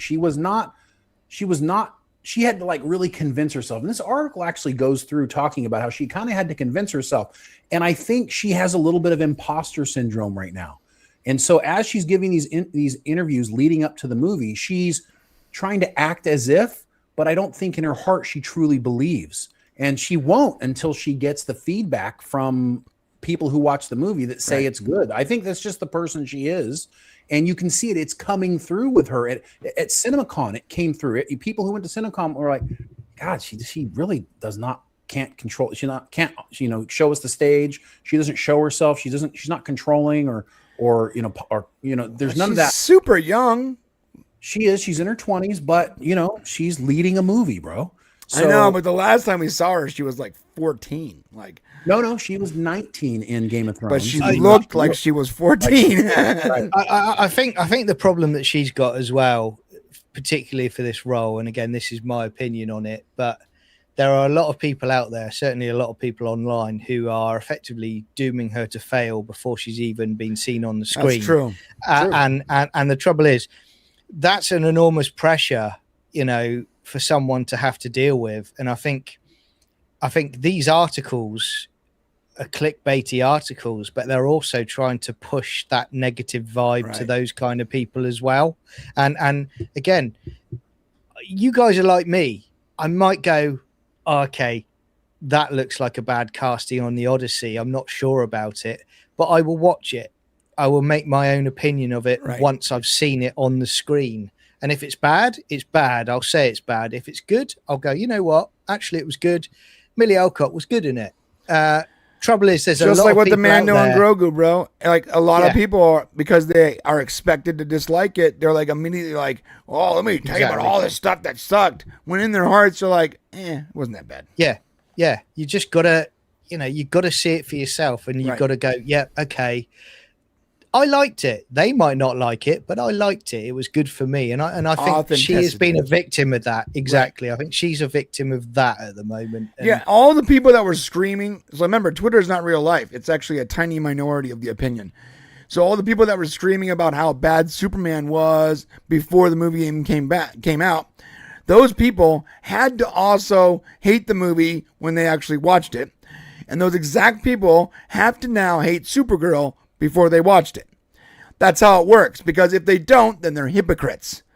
They have to keep this whole rage thing going. So the same people that made their mind up before watching a single frame of Superman are going to make their mind up before watching a single frame of Supergirl. And I got to say, Amelia Alcock is a pretty young actor that probably is not prepared for the level of rage and vitriol that characters like this are going to get from people that are going to hate them no matter what they do on screen.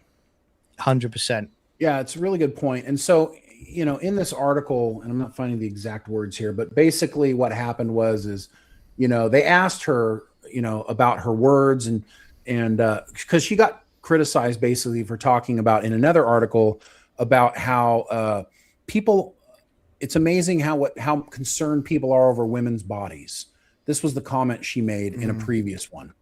And so in this one, they asked her basically about that again. And she's like, I couldn't believe how they came at me, for this. I didn't even say men, and actually when you go back and read it, it kind of looks like maybe she is saying she feels judged by women, perhaps. Right. But of course, men is not included. And of course, the dudes were the ones who mostly attacked, because it does, the way you read it, the way Variety shows it, the way these articles come out, it does lean towards, that she's kind of criticizing men for thinking they own women's bodies. Well, in her mind, that wasn't the case at all. But in this one, she says the minority of people who are criticizing, she says, I know who they are now, that minority, and I know those are the people that maybe this movie isn't for them, right? Well, huge mistake, right? She said this movie isn't for them. So even though she's talking about the 1 or 2% of the weirdos that are really criticizing her poorly, it feels like she's talking about everyone who's possibly criticizing her, and now everybody gets mad. And of course, Variety's going to capitalize on that by highlighting this type of thing. Well, and that's the issue, right? I think 100%. I think again, also what I would. She's talking about the people that aren't going to like the movie anyways, right? No matter what she does on screen, they're not going to like the movie. And we've talked about it before, guys. And it's also the people that go, she doesn't look like Supergirl. Look, we had a Supergirl movie in the 80s that tanked. It was awful. And I like Helen Slater, but that was what people wanted it from not a good actress, from Supergirl, exactly. And again, but now they're trying to bring something new and fresh and to make it a success. We haven't even seen it yet. Let's just see it, and then we'll all have a discussion about it when we've seen it. It's just the raging is insane at the moment. It's a good point you're making, John. And now this headline again, Brian. This headline was basically they took a couple ideas about the trolls, right? Mm-hmm. So now here's the actual quote. Okay, she says, "Just fucking go for it. How Supergirl learned to ignore the trolls." Okay, here's her comment about just go for it. You guys ready for this? Okay, so she says she did the audition for Supergirl, she had never done an in-person audition before. It'd always been taped, everything she'd always gotten. This is her first in-person one. She's nervous as hell. She does it. She gets the role. But she was terrified. And she's like, oh my God, how can I do this, right?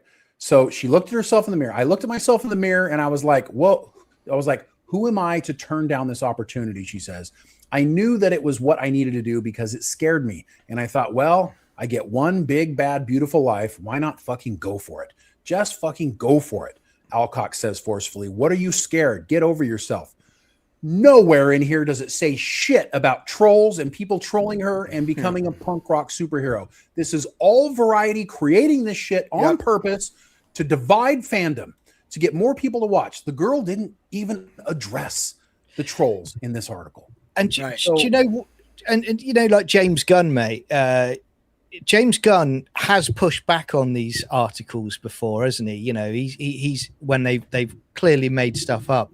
I think it's going to have to get to a point where actually directors of movies are actually just pushing back hard on this and going, look, if you carry on with this shit, we're not going to give you any interviews whatsoever. We're going to lock you up. Somebody is going to have to hold them accountable. These headlines have to be held accountable. And listen, I get that they need to sell papers, man. Listen, you're competing against the whole world. Everybody's got a podcast. Hey, welcome. Hi, glad you're here.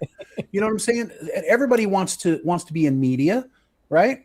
So it's hard competition, but The moment you start lying and twisting the truth Right. in order to get clicks, you're wrong. And somebody's got to hold more accountable. Variety is at the top of the list. Variety, Deadline. These are Hollywood Reporter. These are the Hollywood Inside Papers. If 100%. they're getting it wrong, we are all screwed. Right. Well, we've talked about it before, guys, about, on YouTube, there are people that they do videos on a daily basis and they just make up bullshit. That's what they do. But you're right, Shane.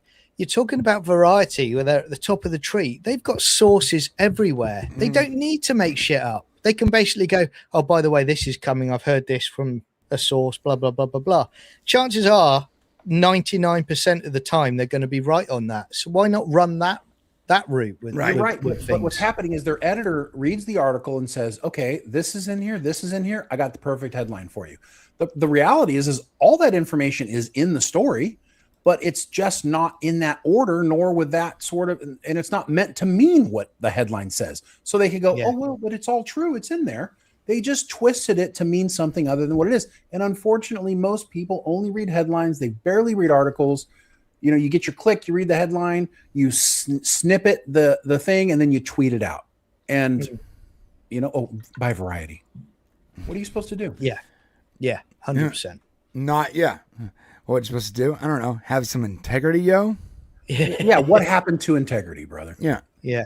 Like, isn't journalists like they were like, oh, the honest, the top notch, the people at the very tippy top of integrity, honesty. I don't understand how their toes aren't held to the fire more when they're obviously lying. When they go out of their way to twist what happens in a movie or a story or with an actor or an interview in a way that does what? Only feeds their clicks, their views. Like, I don't understand how more and more people don't react differently to these bad journalistic practices. And it doesn't matter. Like when we call them out, as soon as this came out, I immediately went back at Variety on this. The problem is that people are bored with that. They don't care that much. They don't want to spend the energy to defend something like this. They would rather, humanity would rather be angry or be happy. They want to feel something and they don't care. Most people, they kind of like to feel angry. Right. So, they're not going to help defend this thing. It used to be editors and newspaper owners. They were the ones who championed these things. So I don't know.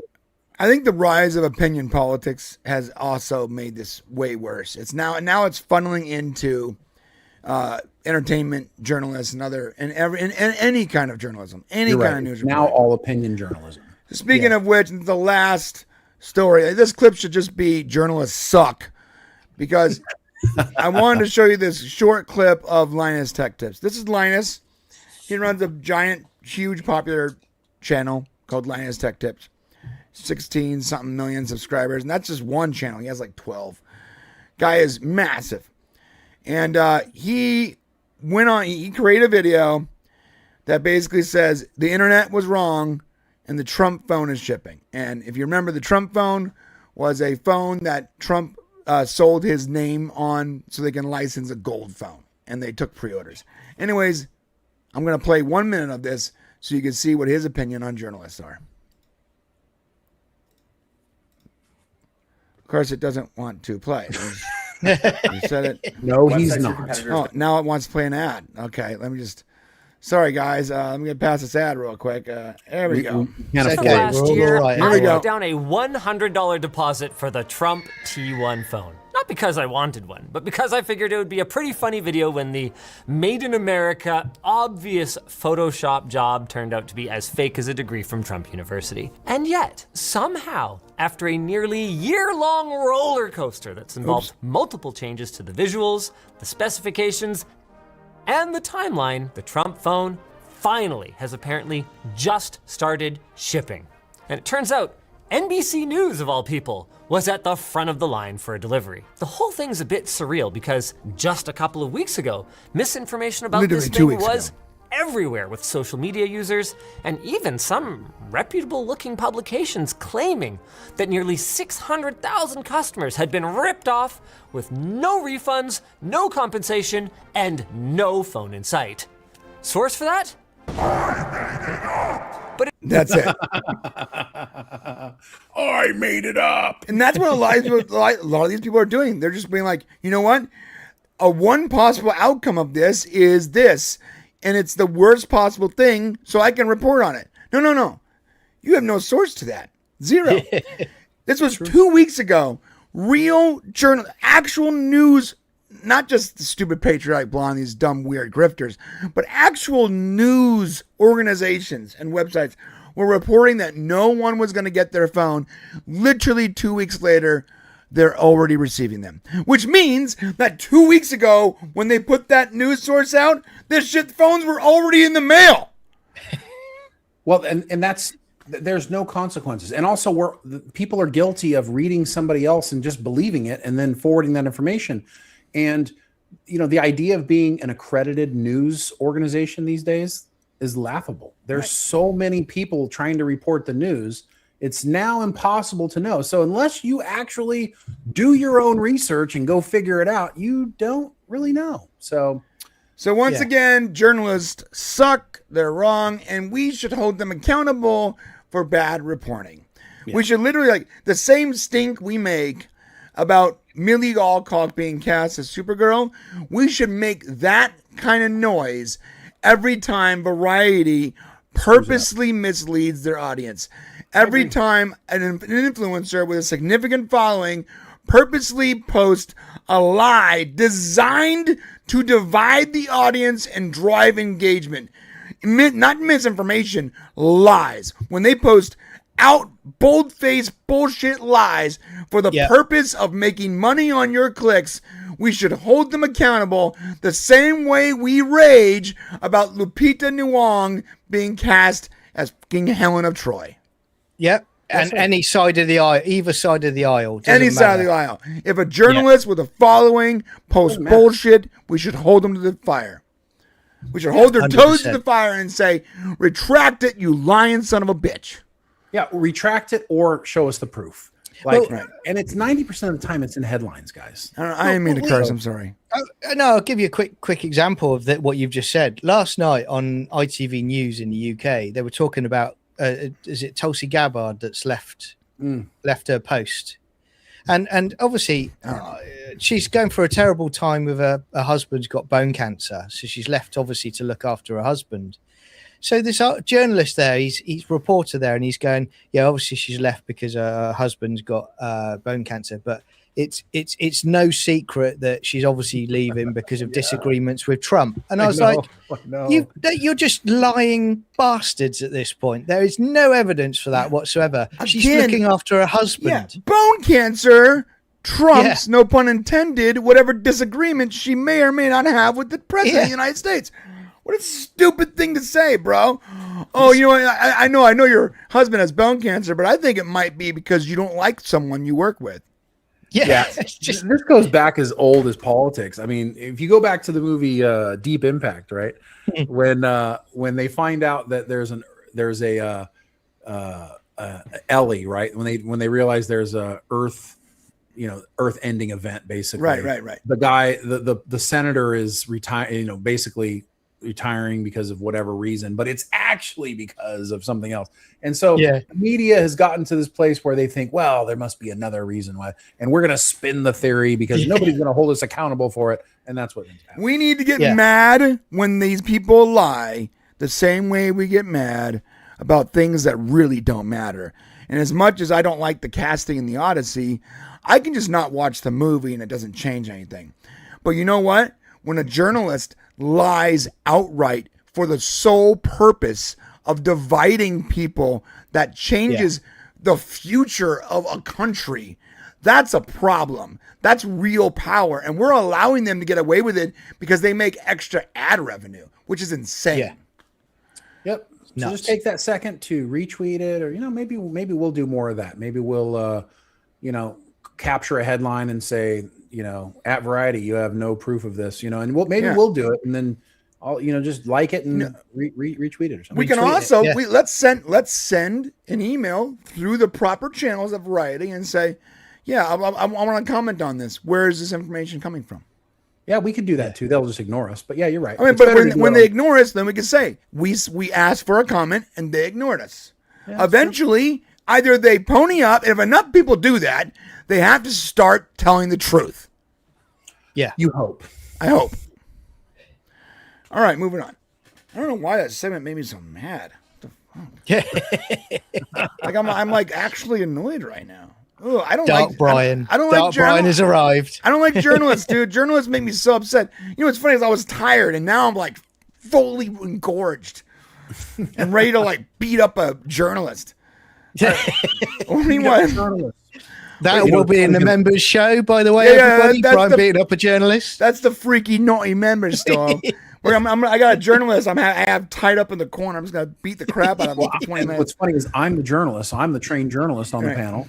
So I'm about to get my ass whooped, I guess. Yeah. Some chats here. I'm not sure why this one was highlighted, but it was from a new person. Boo Hoo Third 39 says, "Did they question Jonathan Majors when he sounded like he had brain damage in Loki?" Well, he did have brain damage. So. And then this is from Harambe Jeremiah 6545. The thing about Variety that no one thinks about is that they're probably working with Zack Snyder, who has fans who can't accept Superman. That's true. There's a lot of Snyder people over there at Variety. It's a weird thing when I say like Snyder bro, because I'm like, I'm a Snyder fan. Like, yeah. I mean, I was until he stopped doing DC stuff. Right, but like, I also liked his Army of the Dead. So like, we go through this all the time. I don't like everything he made, but I feel like I like most of what he made. I don't know. I'm starting to think maybe I don't like anything, but his the DC stuff. DC stuff. But it's weird. Whenever I say Snyder bro, I go. I mean, like, I feel like I was a Snyder bro, but now that term bothers me and I can't use it. Yeah. Anyways, JC Chappie, member for 21 months. Y'all are right. My favorite game franchise, Borderlands, went down. Where was that? It's up top a little higher. Okay. Went down the woke. Every character is queer, woke route, and I hate that so much. I didn't see the Borderlands movie. Oh, there it is. That's the one with Kevin. Kevin James. The movie's not great, but it's not really woke either. It's just the casting sort of sucks.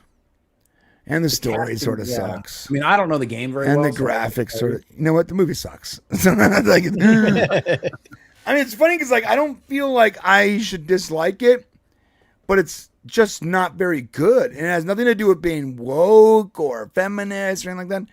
It's just not a very good movie. Like, they went really sort of gross with the robot character to the point where it became cringe. And then all the points of the movie that could have been like really cool action set pieces, you realize they can't be because the two of the main characters are old women who can't move that fast. So the casting was really poor. And like the younger people didn't really work. Nothing really worked. It was bad casting and the story wasn't very interesting. So, but you're right. I also used to play Borderlands. It's too bad they went down that route, my friend. And then very also from so many have John Burns. Hey guys, love to all of you wonderful people. Looking forward to Friday, June 26th. Egypt plays Iran. Seattle's first Pride match. Israeli flag, and he put a trans flag. World Cup. Are they World the same? Cup begins. There's a lot of people predicting that that this whole Iran mess is going to have to be cleaned up by the time the World Cup occurs, or it's going to take over, what's happening with the World Cup, and Trump won't want that.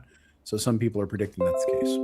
Well, I got to tell you, hopefully the markets respond in a way that agrees with you, and then I can sell it at the World Cup. All right. Rec Thoughts. No one else sell, though. Only me. Rec Thoughts 6401 for $10. Oh, Rec Thoughts. I don't know why I read your full username, man. YouTube is weird. Sometimes it shows the username, sometimes it shows the person. normally update, isn't it? Yeah, it just Thank you for the Hey super guys, chat. thank you, Reg. Hey guys, my new film is coming out this upcoming Friday the 29th at 6 p.m. MST. Hope some of y'all will be there. Rec Films Montana on YouTube and Rumble. Cheap, low budget, non-woke, female led, I promise. All right. I will be watching, sir. Hey, drop the link. Drop the link, and if you're a wrench, please make sure his link goes through. Yeah. Awesome. Look forward to it, my friend. Okay, that's awesome, buddy. All right, let's get on to we're out of time, actually. What? No, we came on late. Oh, we did. No, we have enough time for another story. You're right. My bad. Yeah. We have time for one more story. You want to do Backrooms, Oak Street Trailer, Brad Pitt or Quentin Tarantino, or Spider Noir? Reminder, if we don't do it here, we'll do it in the members section. Which one you want to do next, Jane? Or is Zendaya really that bad? Man, I feel like we've done the I'm done with Zendaya. Yeah, so much. Yeah, I'm. Actually, the whole Lupita thing has made me more tired of Zendaya. I don't know what's going on. Zendaya sucks. Anyway, The end of Oak Street Trailer might be kind of cool because I saw this yesterday and I was like, "Oh, we didn't do Passenger." Oh, I didn't watch it. Yeah, what'd you think? Sorry, should I make that whole clip? I guess that's the way you're okay. Yeah, I never watched. I didn't watch it. I was watching Mandalorian and the baby. Yeah, I got it. But yeah, Passenger was actually, if you want to do anything with it, I get it. The thing with the Passenger movie was, if you guys watched Obsession, which I'm sure a lot of you guys went out and saw, then you realize that Obsession is like the best horror movie out in like a long time. It's incredible. Like, it's just new. It's changed everything. So here you got this movie that's getting a lot of love online. I mean, frankly, it scared the crap out of Brian at the preview because he went and watched the trailer in that X whatever it is. It's Screen X over at Cinemark. Right. And there's the trailer. If you guys have watched it, is scary because the guy's, you pass by him several times and all of a sudden he's in the car, right? Well, what I'll tell you is that that was the best part of the whole movie. So you can watch the trailer and you don't have to watch the movie at all. Really? Unfortunately, that sucks. Best part of the whole movie. The movie, it had an interesting idea. It's the idea that people live in their vans around the country. Like there's people who like remodel like these Mercedes vans. Hashtag right? van life. Hashtag van life. Right. Yeah. And then they just live around the country in these vans. Listen, right? if I wasn't married, I would live in a van. Down by the river. Like Chris Farley. Sorry. It's like my life. It looks really uncomfortable, but okay. So the story kind of follows this thing. There's a lot of plot holes, but there's kind of an interesting idea where basically you have this vagabond, being or whatever that kind of trolls the night and like causes car crashes and basically screws with people, right? And this young couple, runs afoul of it, and then you basically spend the whole story of them trying to get rid of it. It's a very basic horror story.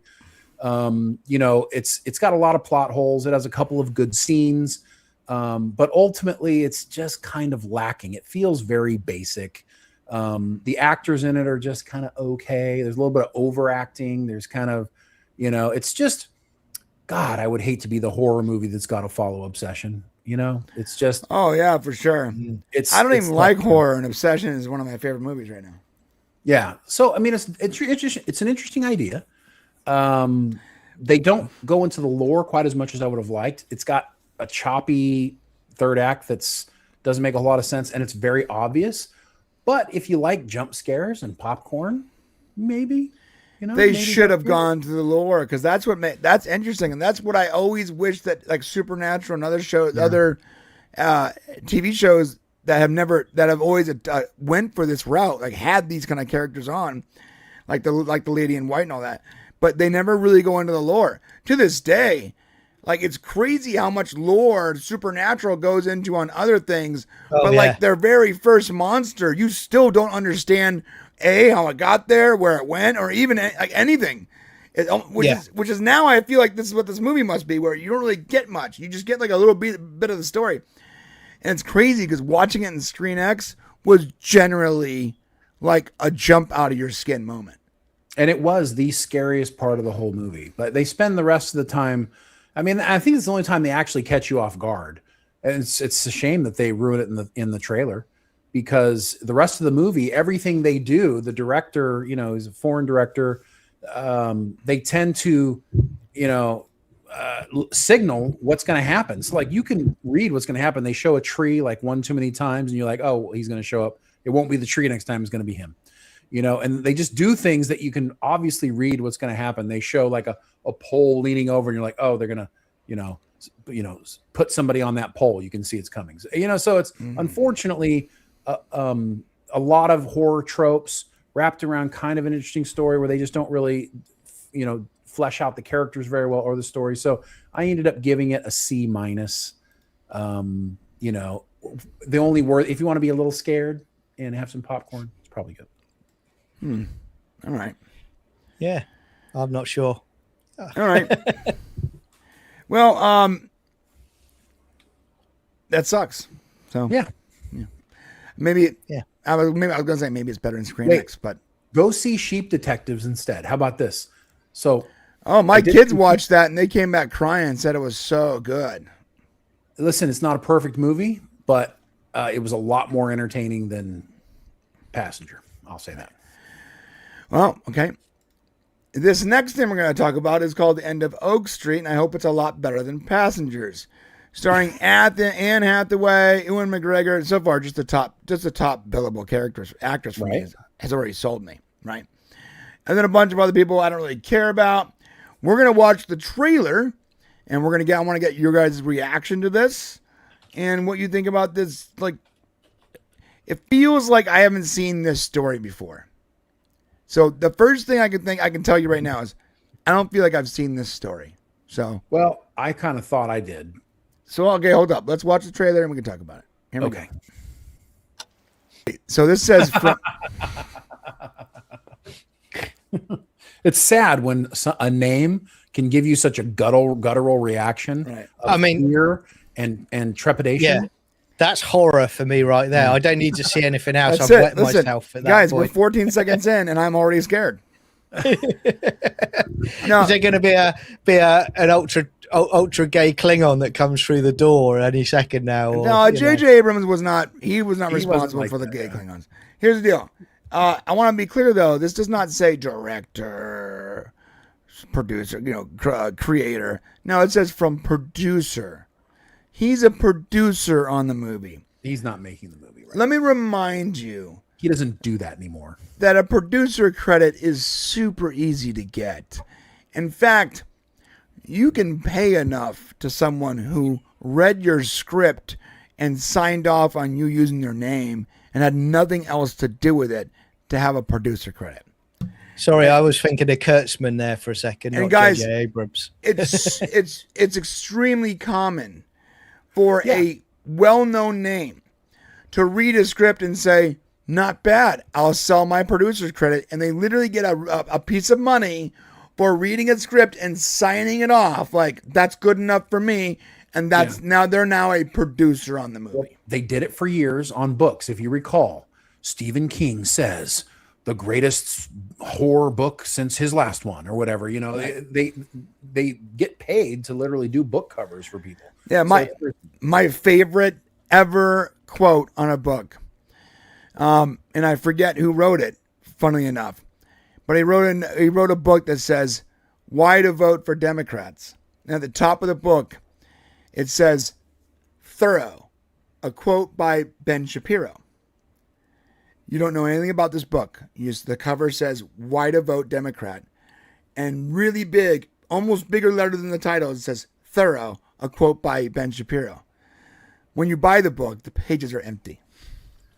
You can tell Brian thinks a lot about politics these days. It's just very funny to me that they paid Ben Shapiro for a quote on a book that he couldn't have read. I'm just saying. Interesting. Yeah. So by the way, before we keep playing it, this is a Bad Robot produced picture. Oh, more horror. All right. I liked It Follows. Did you like that movie? It Follows is a good movie. Yeah, I had this whole theory on how would you get away from the monster in It Follows, and I feel like you would have to just keep moving. Yeah, you would never get to stop. But you have so much time though. Like you can fly to the other side of the country and then track by the time that sucker gets close enough to you and then just fly back and you can live that way pretty It comfortably. would never leave your mind, man. Right. It would The never leave moment your you mind. got comfortable, it would just zoop. Where's it at? Yeah. You know, that's the horror. of it. Sleepless nights. But it still takes like weeks to get to you. True, but let your guard down one time, bro. Yeah, no, that's the psychological part of it. Like Yeah, you that's are right. thinking like, how do you survive this thing? Right. Yeah. Right. Very interesting. I don't like the way they pass it on, but okay. Yeah, me either. Stuff. This is like horror, but it's also clearly science fiction. Like if you want to get me to like a horror movie, add a science fiction layer to it, and I'm about it, bro. I'm going to argue that this is even more science fiction than horror. Yeah, but it's sort of painted as like as a horror movie a little bit, you know. Wasn't this a Twilight Zone episode? There Like where- yeah. Okay, wait. Let's get to the end of the trailer. Hold up. David Robert Mitchell right now. Okay. Look him up because this is gonna be like a really good movie. It's possible. It's possible. It's a good movie. Well, it's going to depend. So I'm sorry. This is not a horror movie at all. I don't know why I thought that for a second. This you feels think- like pure sci-fi. Do you think La Brea is a good television show? Okay. I think the premise is super cool. Right. I think the premise is crazy cool, but they had the worst possible actors in this movie. In that show. It's crazy. The actors they were all either washed up or overacting young people that didn't know what they were doing, and they were responding to a very low budget green screen puppet thing that didn't.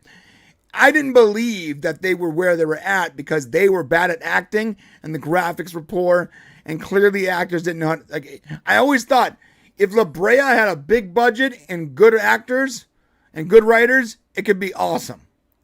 Yes. Okay. So I'm very excited that David Robert Mitchell is doing this. Okay. So David Robert Mitchell has only 4 credits to his name, 3 movies, really. The Myth of the American Sleepover, It Follows, Under the Silver Lake. Now, I didn't see Under the Silver Lake, but it's similar to this whole kind of horror. He's definitely in this genre, and he hasn't done anything since 2018. So what's very exciting is that somehow he had this hiatus, and now he's back. And when he left us, he was pretty good. So that is very hopeful that this is going to be an interesting and good movie. Look good. I'm interested. And it comes out in August. This is yet another movie that's coming out this year that I didn't even know anything about. Like, dude, we run a movie channel where we went through every single movie on the list and gave our opinions and didn't even know this was happening. So it's been pushed. The reason why you don't know is it's been pushed. So it was originally supposed to be it was previously scheduled for May 2025, a year ago. Then it got pushed to March 2026. Then it got pushed to August 2026. And now it's actually happening. So it's been pushed a few times. It originally had Oscar Isaac was in the lead role.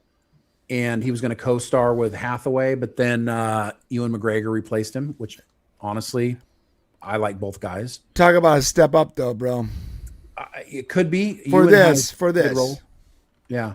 So there's a lot of things interesting happening here. Can I tell you why? Oscar Isaac always feels like they couldn't get Pedro Pascal.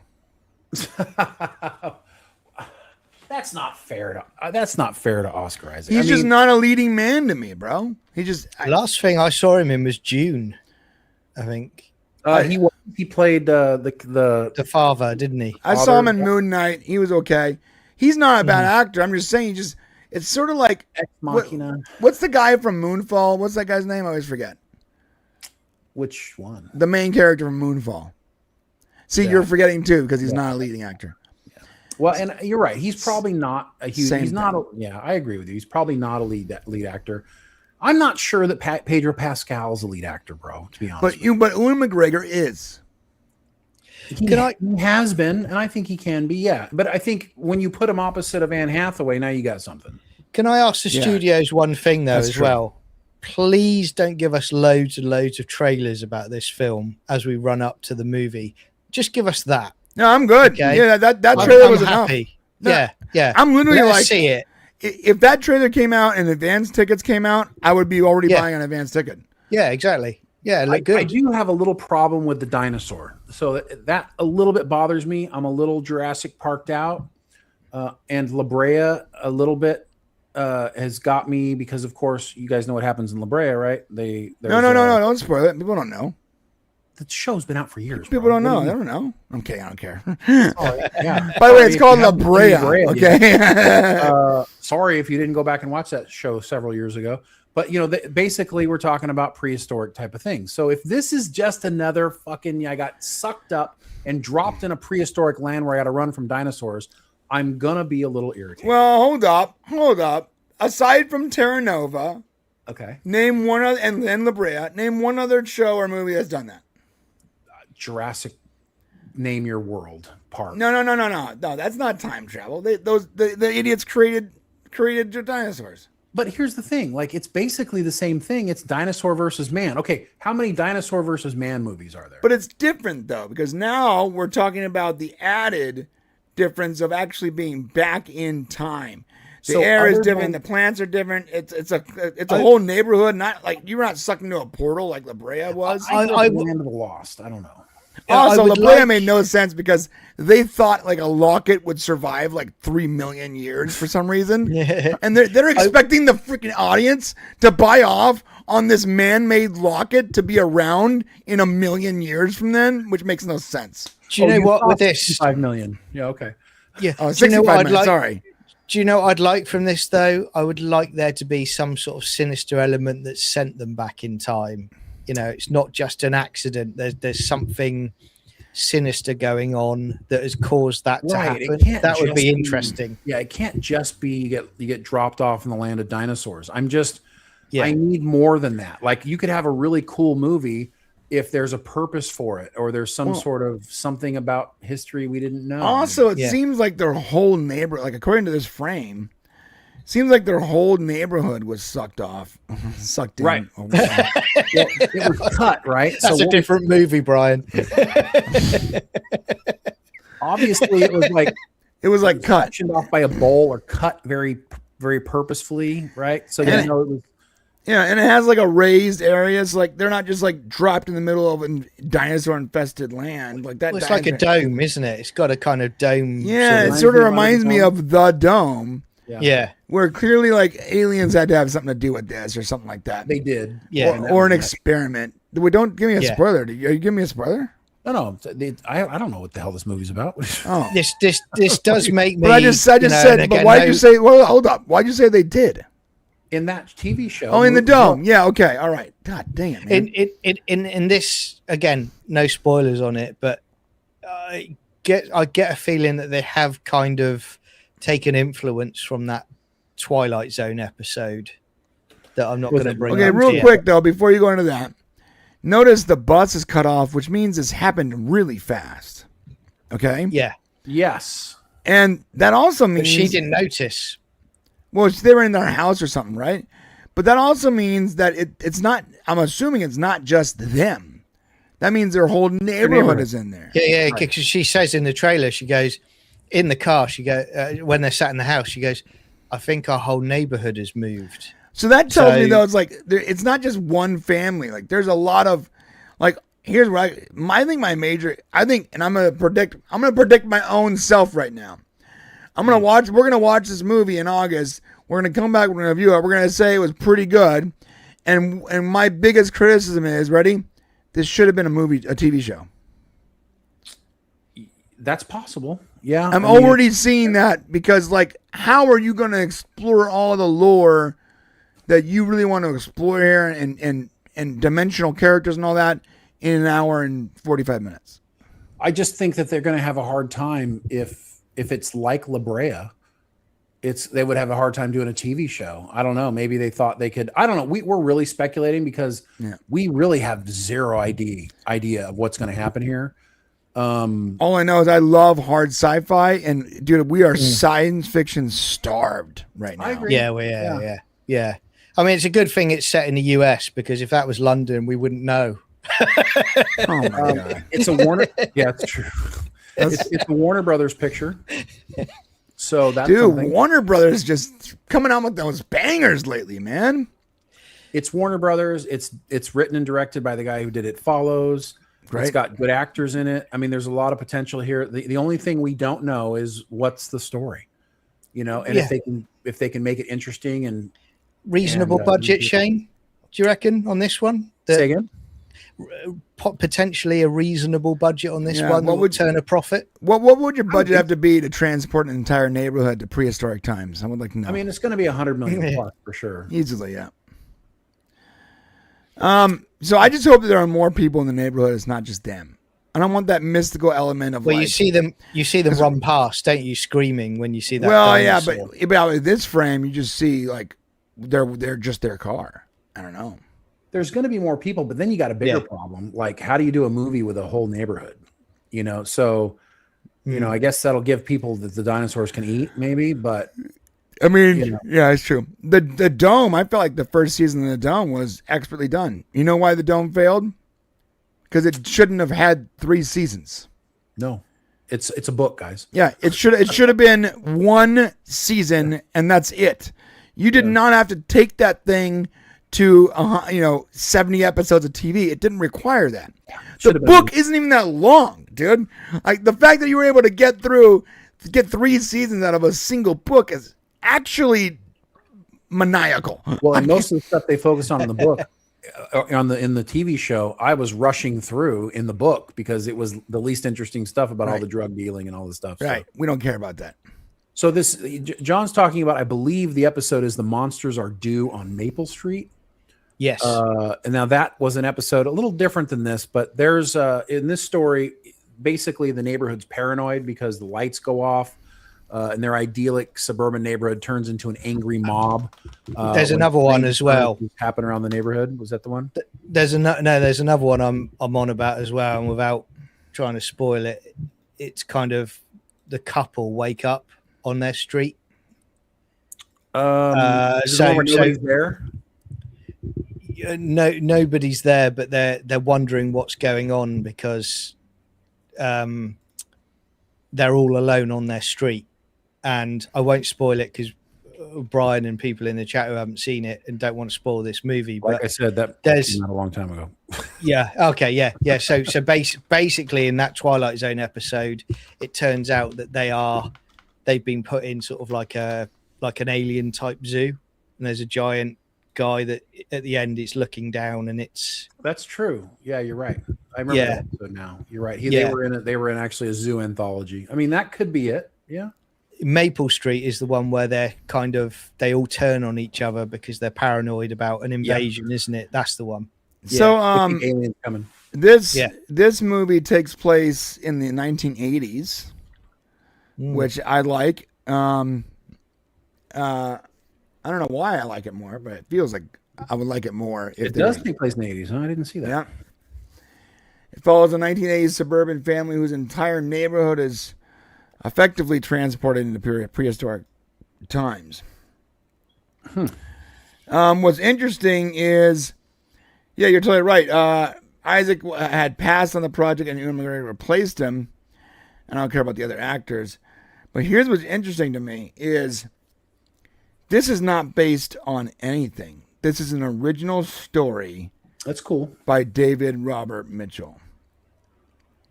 Okay. Yeah. That's really interesting. Yeah, that's right. This is an original story. Okay, so we need to celebrate this. Guys, listen. Yeah. How long have we wanted all of this? What do we always say? All the time. Ready? Can we please get an original story? Original science fiction. Can we get something that's original? And this is what I hate about the internet and the communities that we're a part of. The second we bitch about this nonstop, and then the second we get it, we nod our head, we say, "Oh, it's okay," and move on. It's just not exciting to talk about. Well, that's not necessarily true. We don't know a lot about it. This actually could get some excitement. I think the big problem with this movie is they showed a fucking dinosaur's tail, bro. If you want to know the truth, the big problem about this movie is they showed us a dinosaur's tail. I think you're right on that, Shane. I think if it had just been you see the town cut off, right? That's all we need. That would ask a lot more questions of the audience. They're going, "Oh, this looks interesting." Yeah, exactly. Is it time travel? Is it, that's a problem. Yeah, but I still want to watch it. I still it's going to be playing. It's going to be playing in IMAX. Okay, I mean, cool. I want it to be. Wait a sec. Does that say Twilight Zone? Scroll up a little bit. It says Twilight Zone-esque.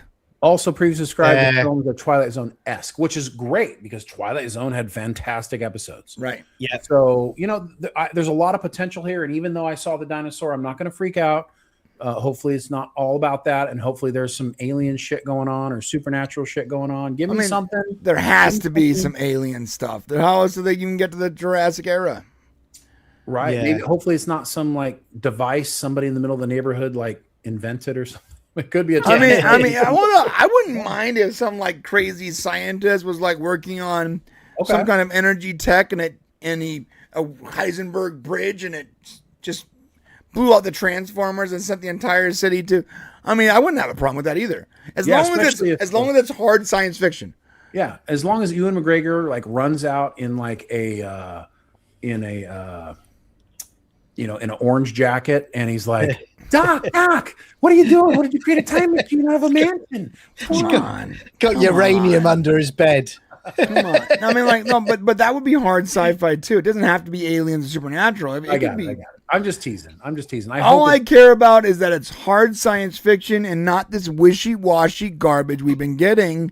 I agree with that. Where everything doesn't really make sense and they just want you to suspend your disbelief and believe that the characters can and do whatever they're doing at the time. It doesn't make any sense to me. Yeah. Whenever they go, oh, this is science fiction, but no, really, it's fantasy, and it just happens to be in space. I need to do a little more research on why the movie was pushed 3 times. So that's important. I don't know if they felt. I want to know if they felt like they had to go back and reshoot things. That's never a good sign for a movie that you have to go back and like the studio wasn't happy with something. So. Mm-hmm. I'll take a look at that, and hopefully as we get closer, we'll talk about this more. And listen, we need to support independent films. Project Hail Mary did great. Obsession did great. These are all independent, new ideas. There are movies out there doing new ideas, doing great. The Michael biopic is kind of a new idea.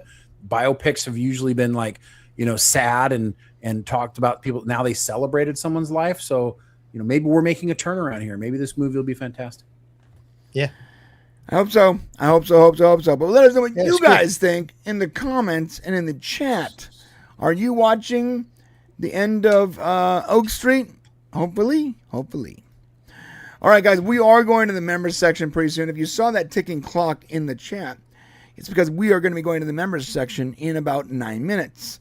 What does that mean? That means that in 9 minutes, this stream ends and it starts in a private members-only stream where we get, say it, John? Freaky naughty. We talk about a few more stories. We're a little more animated, and most importantly, we get to speak to you and say the stuff that may not be appropriate for the public facing of YouTube, if you know what I mean. I hope you can come join us in the member section. And before we say our final thoughts here, if you want to support us and you don't want to become a member, or you're already a member and you still want to support us anyways because you're a legend, go to mixtees.com, buy something with a coupon code BRANE, get 10% off, and let them know that we sent you. Okay, closing thoughts, starting with you, Johnny. Another great show tonight, guys. Really appreciated this one. It was a good fun, and thanks, guys. Thanks for everyone in the chat tonight. Get in the members section because it is going to go. What crazy. About Stargate? It's going to be good. Is that happening tomorrow? And I know that's coming. Stargate is happening tomorrow. It'll be 12:30 PM PST, and it'll be another 2 episodes of SG1, and that's season 5 we're on now. So we're flying. You know what's crazy? I caught up to you guys. Wow! So, have you really started season 5? I'm on episode 2 right now. I think he caught up with us, and he started last week.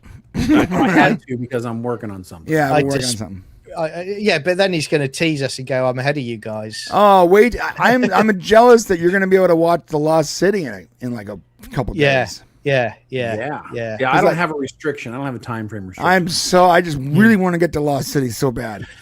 So but good. we're doing it's really fun, guys. Come join us on John's channel. The link is in the description. 12:30 p.m. PST. Bring your snacks and come hang out. We're gonna stream the episode and just talk about it. It's fun. Yes. It's a good time. It's a Gonna good be time. great. It's a good time. And in the member section, we will read John Burns' Star Trek letter that he sent us in the member section.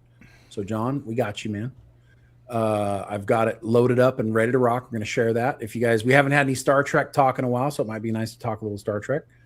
We're just really grateful. We apologize to you guys that we had to go a little bit later today than we've been going, but thanks for being fluid. Sometimes we gotta start a little later, but we should be back on track next week. We'll see what happens.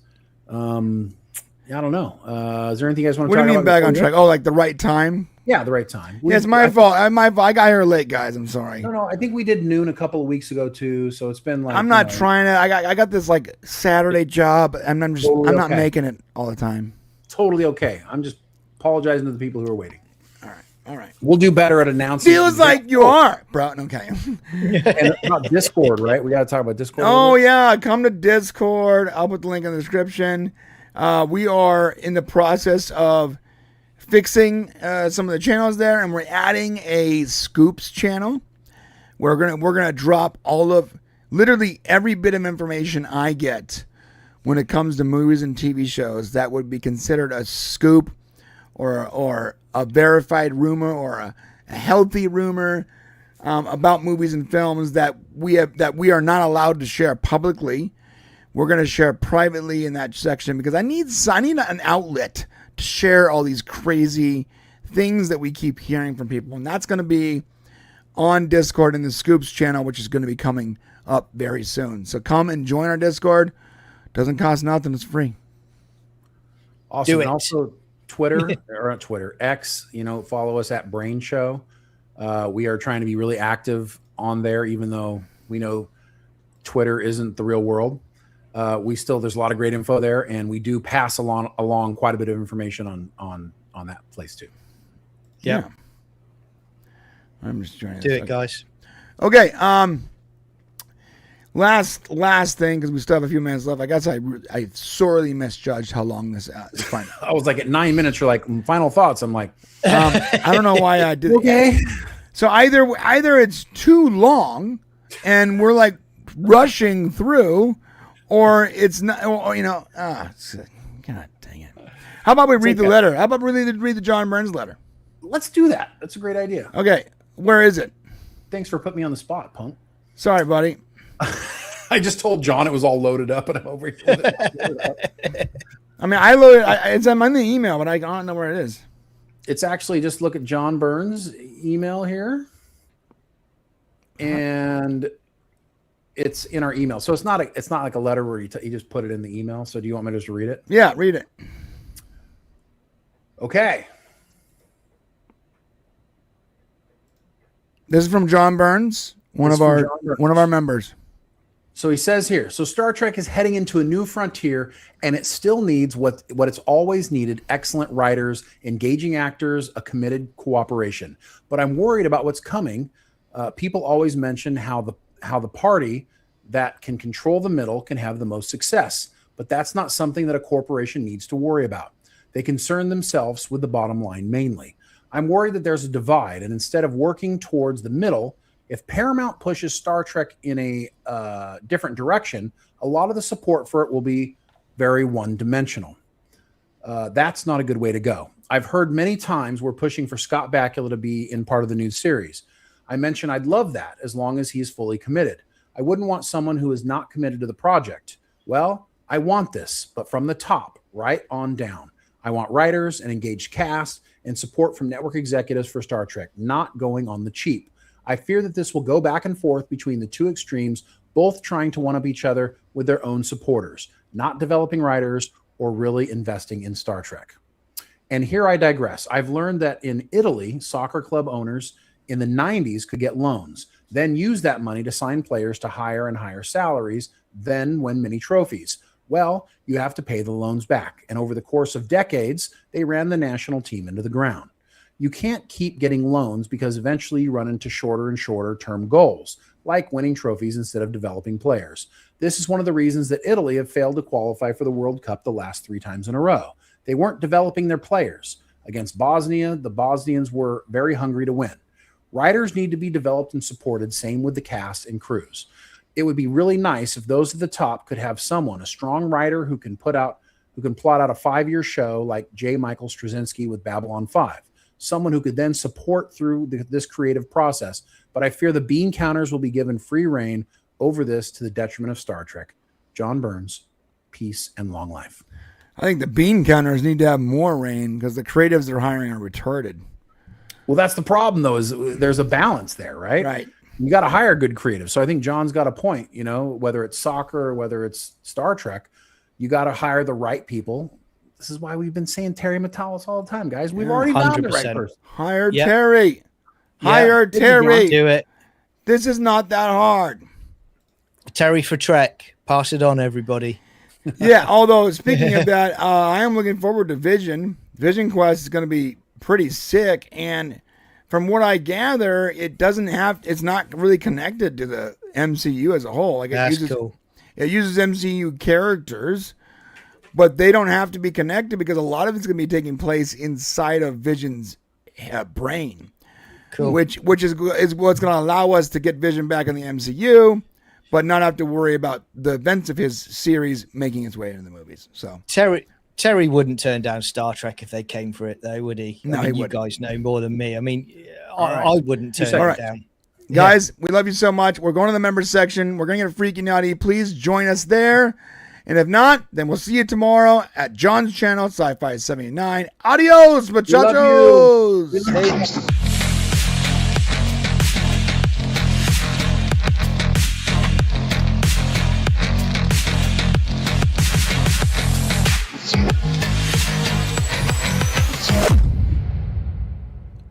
Two, one, boom! Perfect timing. Perfect.